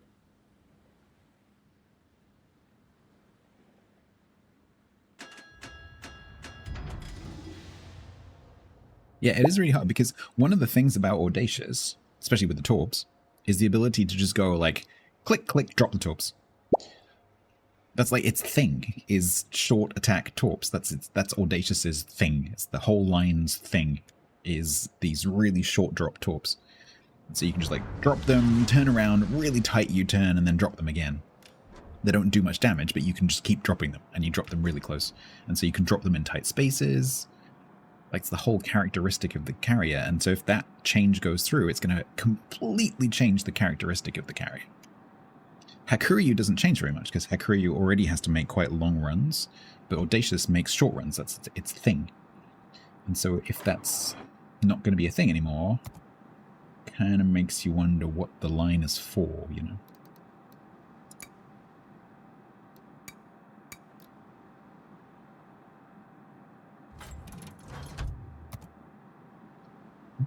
Good night, GM.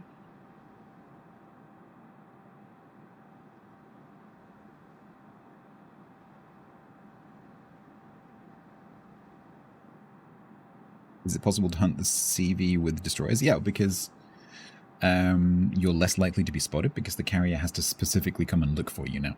They have to fly around in their recon mode, which they don't get much time in. So it's not like they can just hunt for you permanently because they only get a certain amount of time to do that. They get 2 30-second bursts that have to be charged.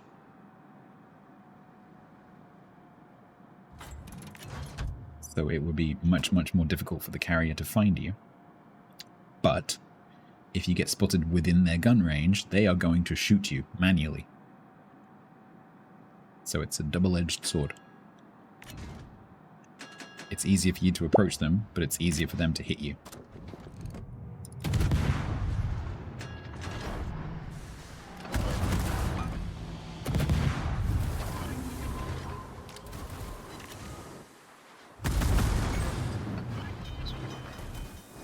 Now, I was hoping that you wouldn't be right behind me.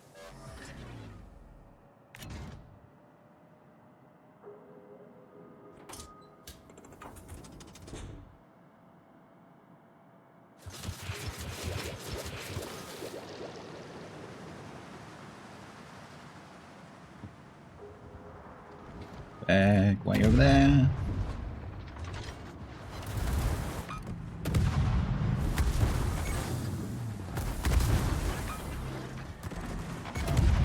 Yes, that'll help. Thank you.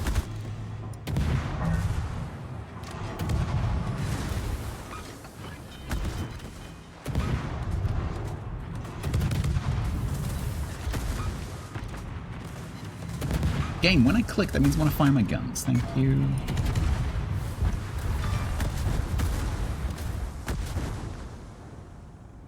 Ow. That hurt. All my shit is broken.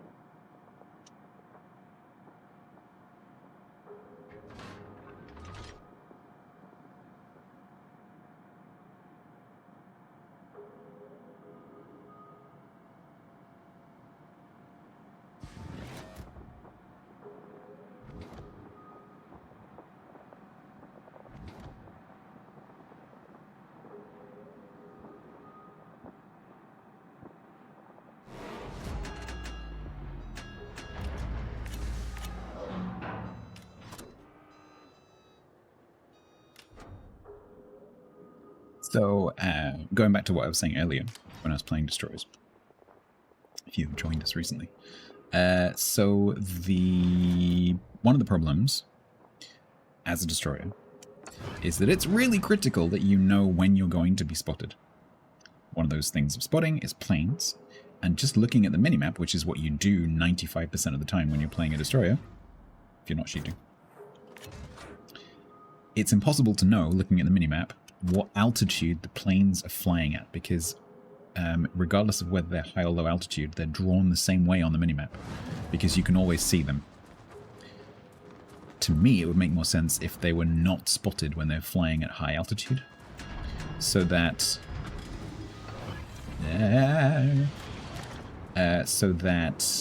sorry, brain not working right now. Give me a sec. Oh, okay, that works. So that you know at a glance. So there needs to be some kind of visual indicator.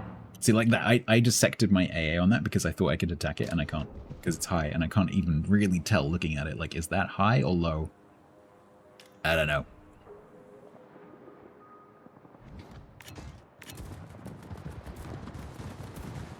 Yeah, I don't think color is the answer, because there are a lot of people in the world who are colorblind, so I don't think color is the answer. Some combination of color and some kind of symbol or shape, yes. So some kind of circle or an exclamation mark or an arrow, something like that. It can't just be color.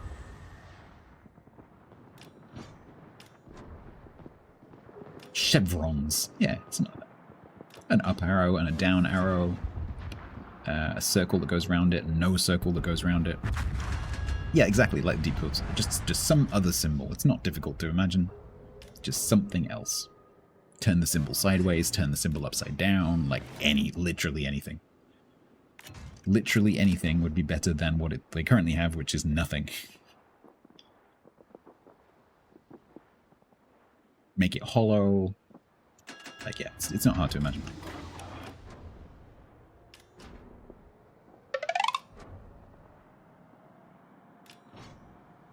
The modders are going to be busy. They certainly are.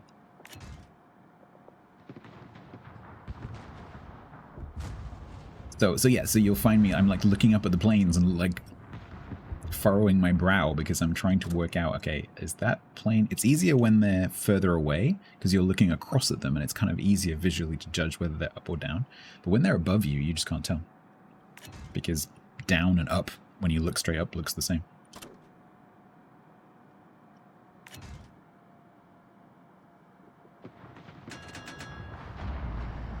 Try to hunt the midway. There's kind of a Yamato in the way right now, the Lord. I don't know whether you've noticed. Now there isn't. I don't know whether you'd noticed the massive battleship right in front of me. That was a bit of a, you know, prior concern.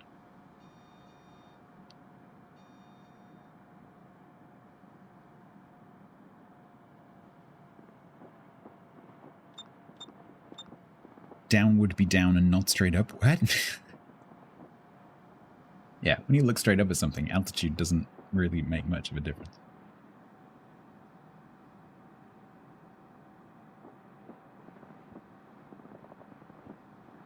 So I think this Audacious is forgetting that they can't, because they flew up to spot the midway, but they're not down, so they can't see the midway.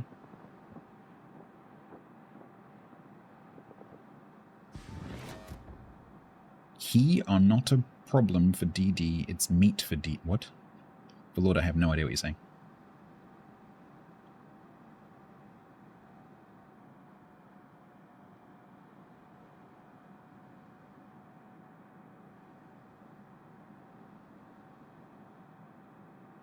Okay, so I have to be careful. So the torque bombers are down, I think. I'm not sure. Maybe. Let's find out.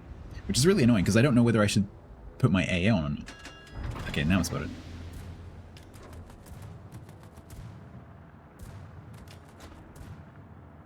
Because I might want to get that extra extension on my AA range rather than waiting to get spotted. It's weird, I'm hearing the planes like they're above me.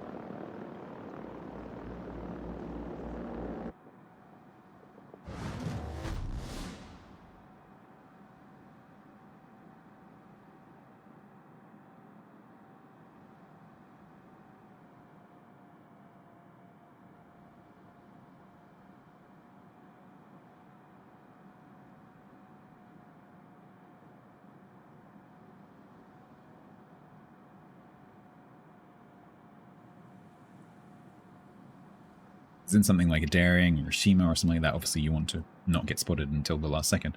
But if you're in a Halland, for example, you might actually want to turn your AA on when they're at like 4 kilometers or 4.5 kilometers. And so you're like, is it down? Is it? I can't tell. You know.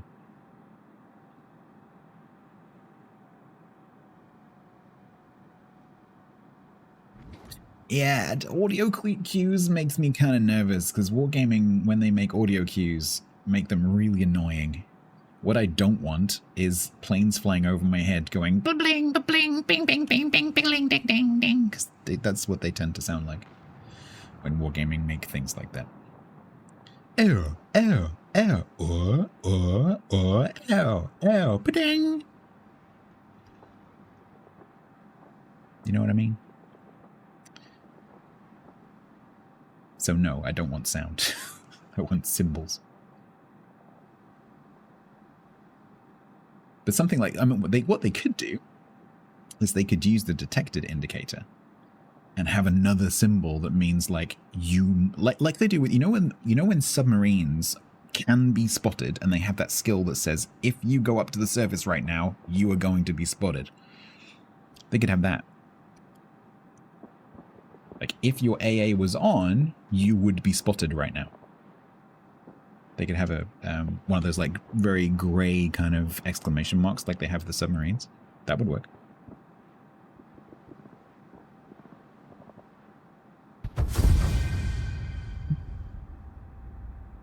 Spotting a carrier to death still works.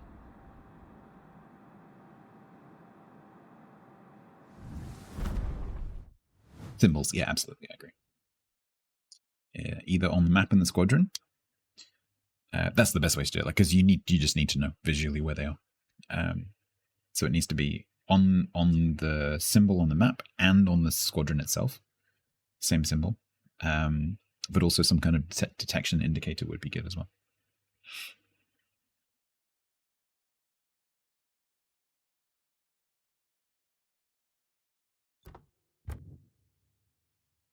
So yeah, so destroyer play is kind of interesting.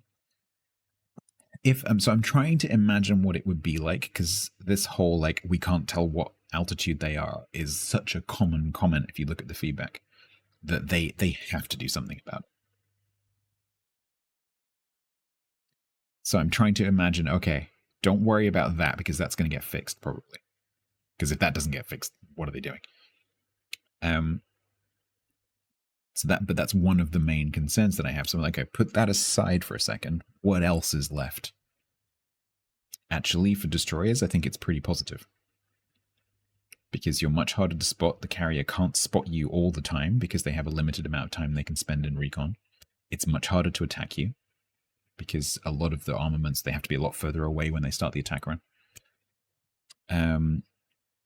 So you can do your job a lot more effectively of spotting, especially if you're in a stealthy destroyer. So actually for destroyers, I think it's pretty positive.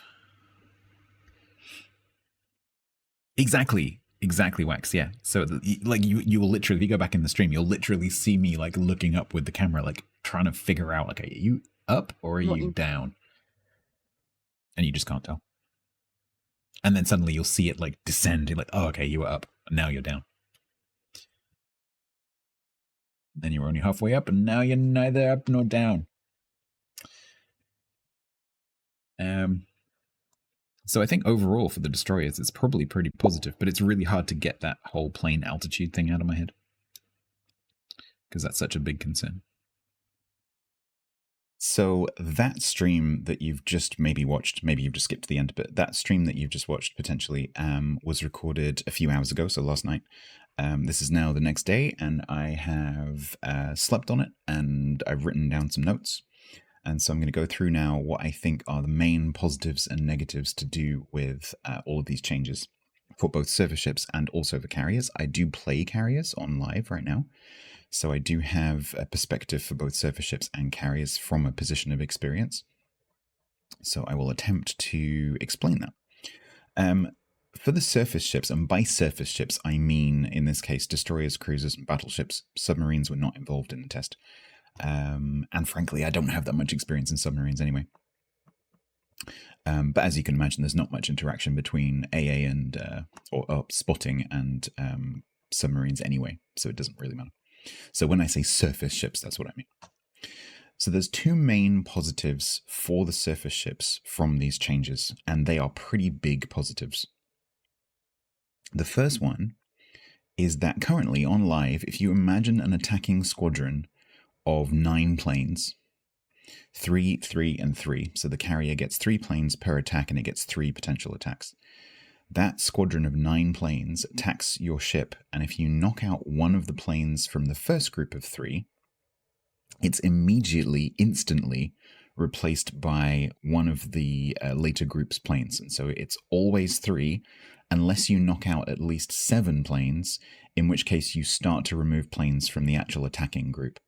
And so from the 9 planes, you have to kill at least 7 to actually have an immediate impact on the attack which is coming in on you, which means pretty much carriers at the moment on live always manage to get a strike in every single time, unless they start the attack run with not many planes or they eat a couple of flak bursts. Most of the time, they can just drop you with impunity. That may have a long-term impact on the carrier because they might lose a bunch of planes and then be almost deplaned later on in the match. But there's no immediate impact of your AA on that carrier being able to attack you, and that is bad. And that is a lot of the bad feeling around playing against carriers. So the biggest positive that comes out of these changes, in my opinion, is the fact that in that situation of having 3 and 3 and 3, the first 3 planes break off and they come down and attack you, and if you kill one of those planes as it's making the attack run, then they only have 2 planes to attack you with because there's no replacement mechanic anymore.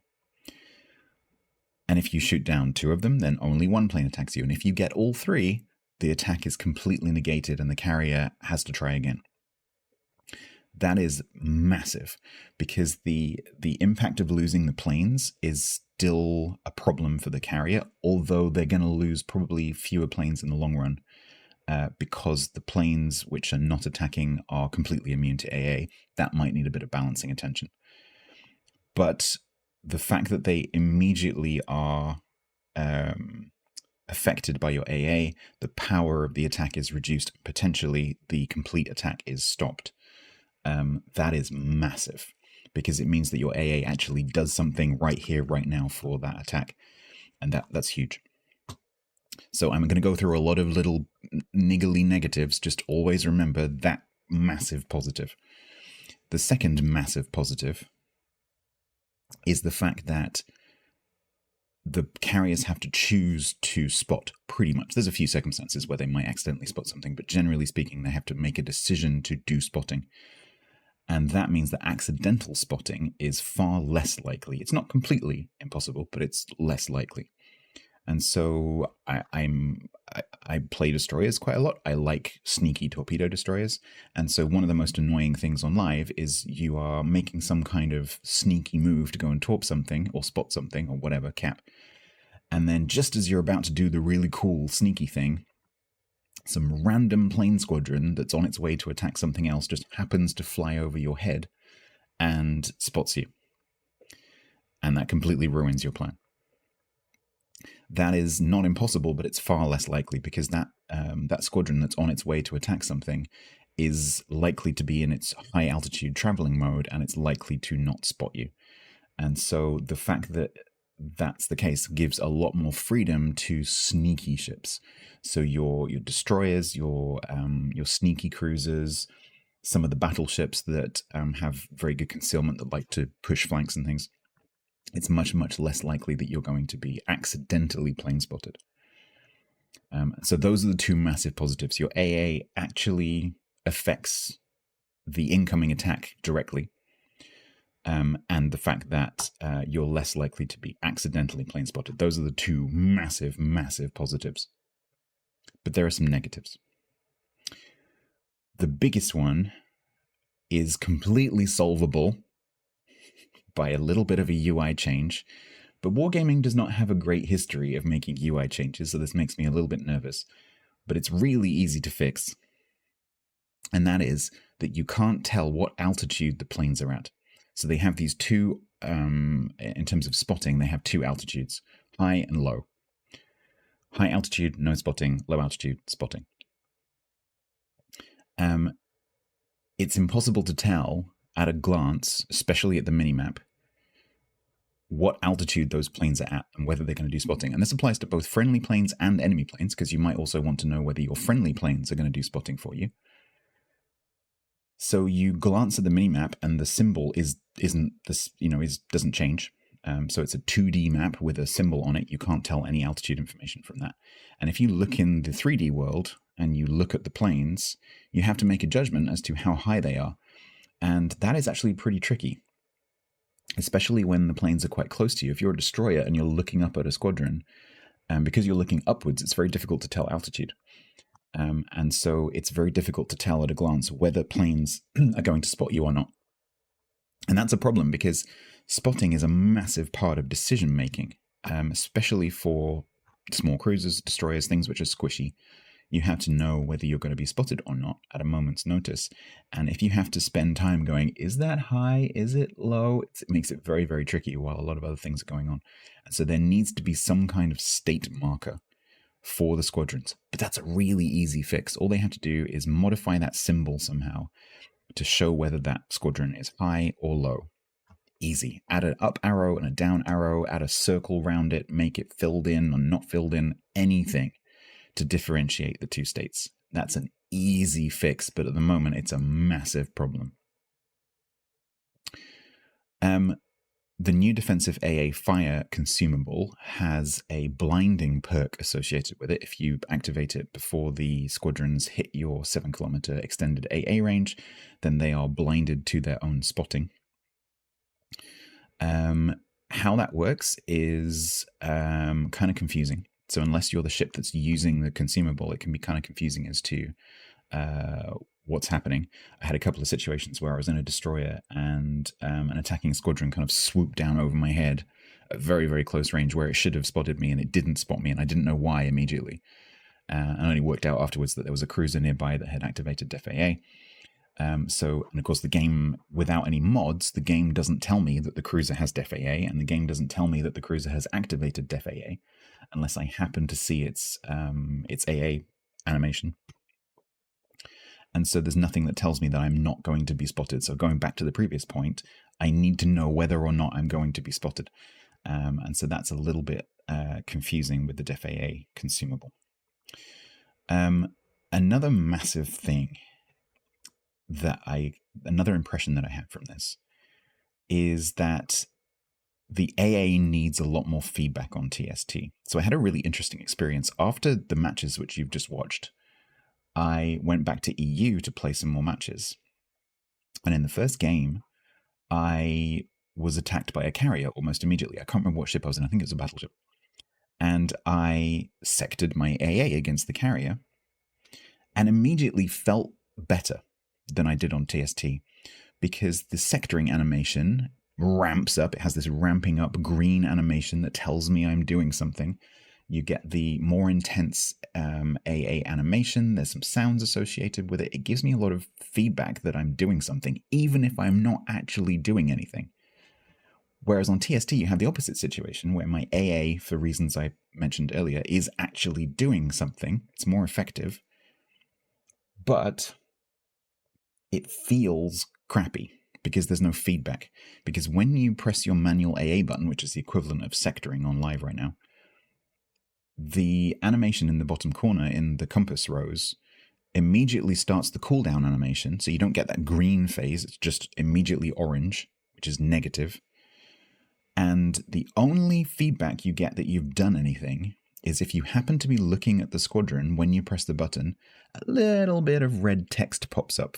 Just a split second, you see the red damage number. That is it. That is the only feedback you get.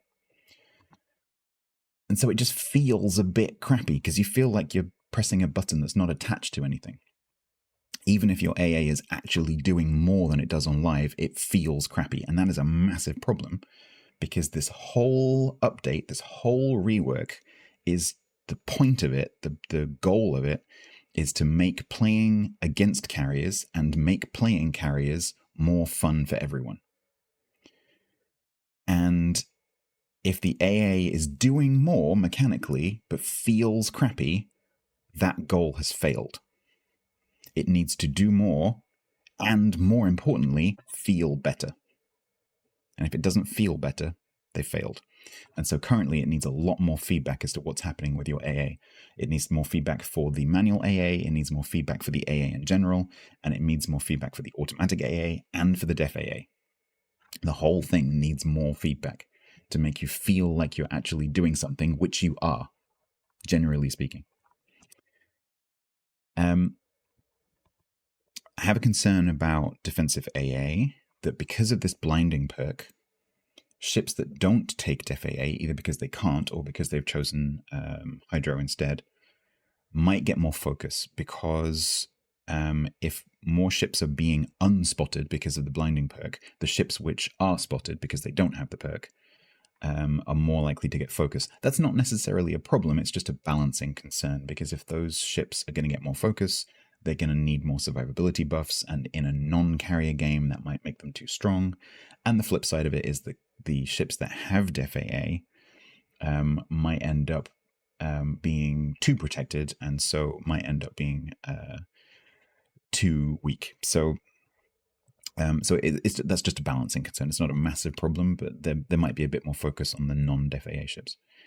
The automatic AA at the moment doesn't seem to work very well. It seems to be a bit buggy, but again, this is just it can be fixed thing.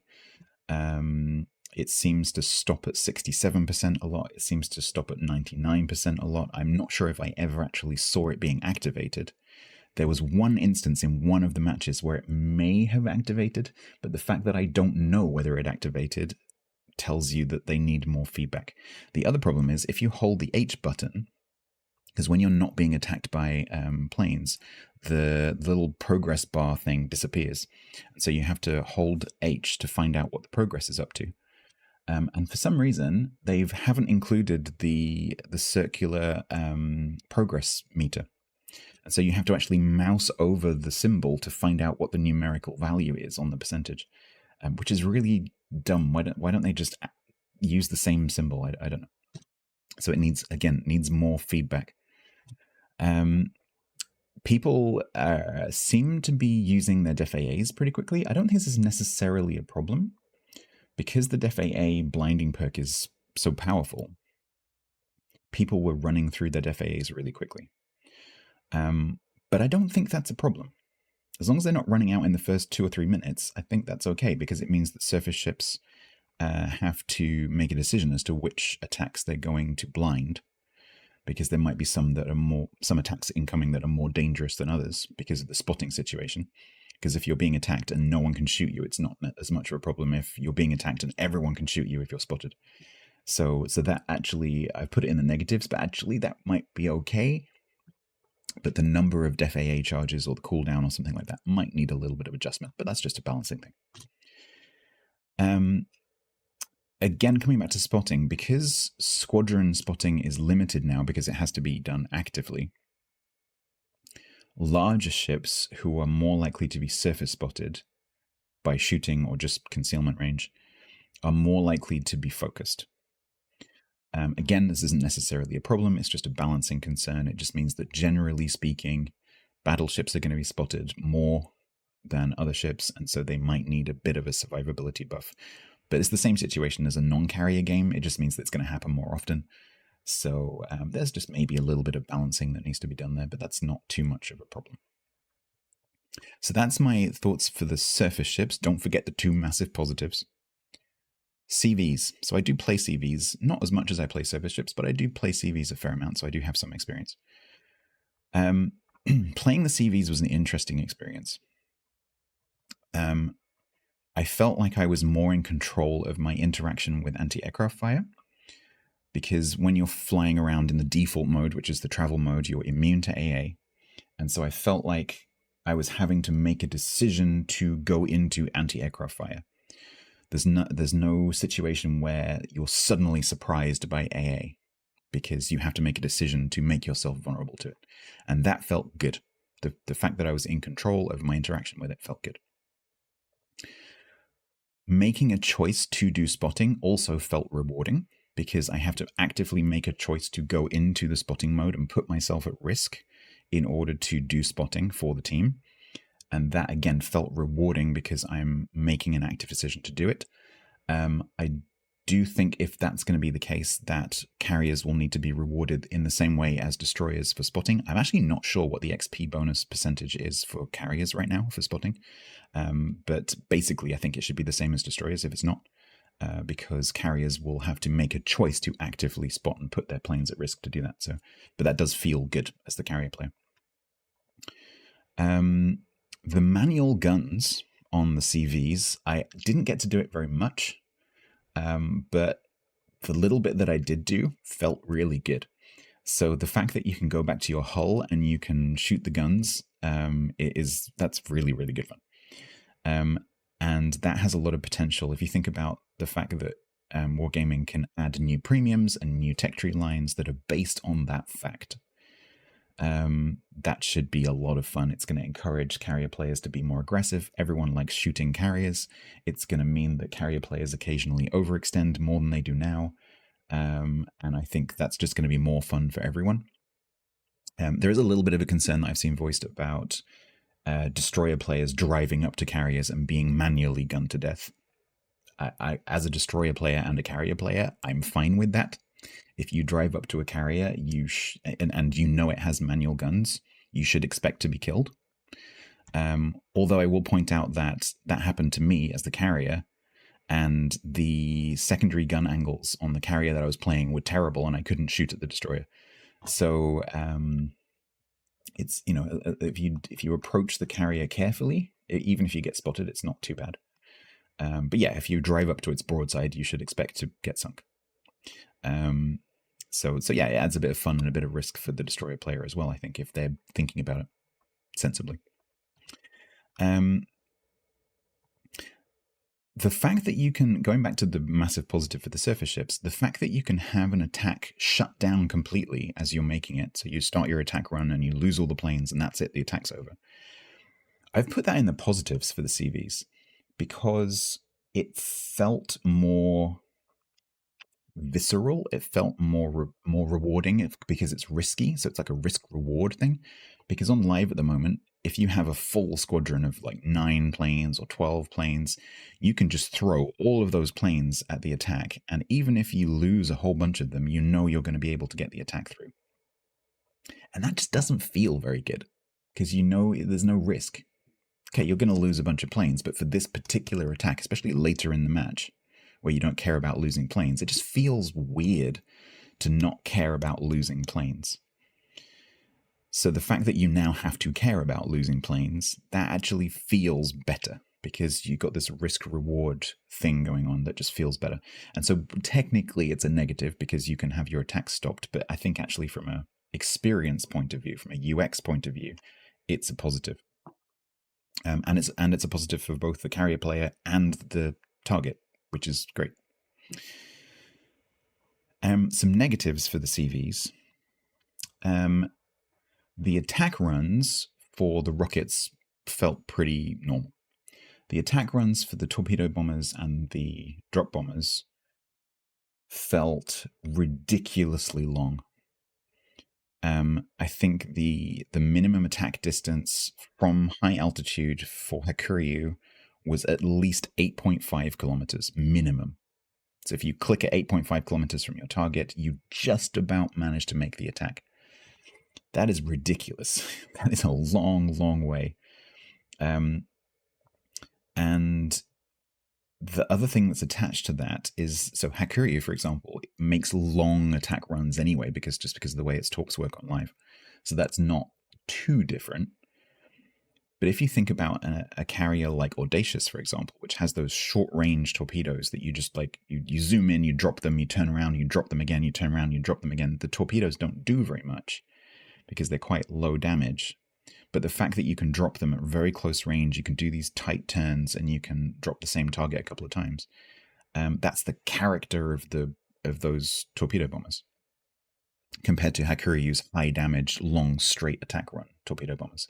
And I have a concern that these changes, the way they are on TST at the moment, with these huge, long, ridiculous attack runs, not only does that feel like, and I saw a really good comment on Discord, it feels like swimming through treacle. And I agree, it's such a long process, because if you start from high altitude, you don't have to start from high altitude, but if you start from high altitude, you have the time of coming down from high down to recon, and then down from recon to the attack, and then through the pre-attack animation, and then through the attack animation.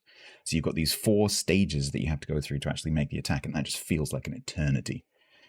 And the problem with that, with particularly the torpedo bombers, is that it makes all of the 3 carriers that we had access to on the test feel the same in terms of their character, because you all had to make these huge, ridiculous long attack runs, and so they just all feel the same. And so the different flavors of the carriers gets diluted quite a lot by that, and so I'm really, really concerned. And so I think they need to do something about that long attack runs thing, because it just doesn't feel very good at all. The fighters, so part of this test is that the fighters are not being changed. So the way that they interact with spotting and with surface ships is the same. And the problem with that is that they now obviously do spotting, and so you don't do spotting as the CV unless you come down in your altitude. And so that makes fighters even more useful for spotting than they are on live, because they still work as spotters. And so I find that really ridiculous because they're fighters, they're not spotting planes, and yet they're even more useful for spotting on TST than they are at the moment on live, because you can still do that thing where you drop a fighter next to, just outside the AA range of a battleship to keep it spotted, or the carrier, or you drop a fighter on top of a destroyer to keep it spotted while you circle around. And now it's a big circle because you can't just spin around and attack it again. You have to go miles and miles out to come back in again. So the fighters have an even weirder spotting role than they do on live, and I think that is going to need some addressing, but Wargaming do say that they might look at fighters later on. There's also a problem with interceptors. There's an exploit at the moment on TST where people are dropping interceptors, which are immune to AA and all the other things that come with interceptors. And so you're able to just drop an interceptor over the top of a carrier hull, and it can't do anything about it because it can't shoot it down with AA. Their fighters won't interact with the interceptors. And so it just prevents them from taking any planes off the deck, because if they take off, the interceptors kill them. And so the carrier player has to either just sacrifice some planes to get rid of the interceptors, or just sit there until the interceptors have gone off cooldown, or have expired. And that's a bit of an exploit that needs some attention, but obviously that's fixable somehow. I don't know how that would be fixable, but like interceptors interact with carrier AA or something like that. So my overall impression of the CV play is that it's less fun than on live. So I like playing carriers on live. I don't like playing against carriers on live. I like playing them. And on TST, that has shifted. So it's more fun to play against the carriers, but it's less fun to play the carriers. But I think I'm okay with that if that's how it ends up being. The things which are ruining the fun for the CVs, I think, are fixable.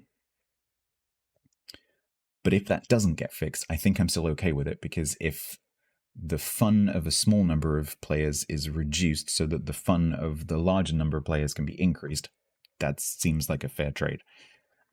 But with how the carriers were on TST, I don't think I would be playing anywhere near as many carrier games if this goes live.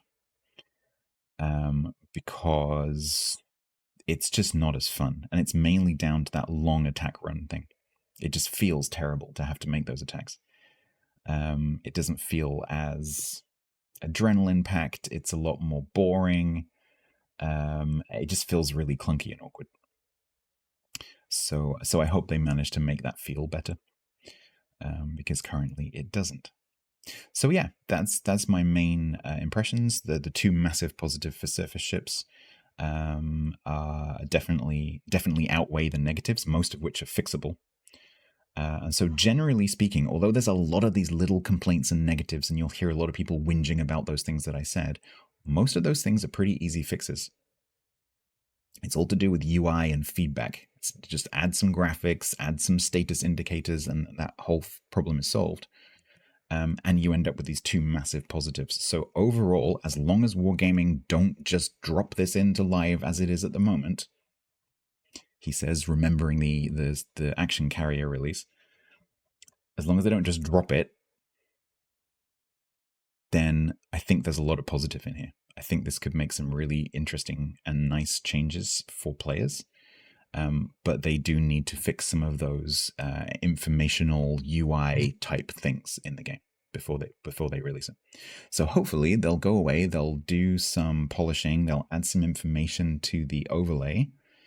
They'll improve the experience for the carriers a little bit. They'll work on the AA feeling a little bit.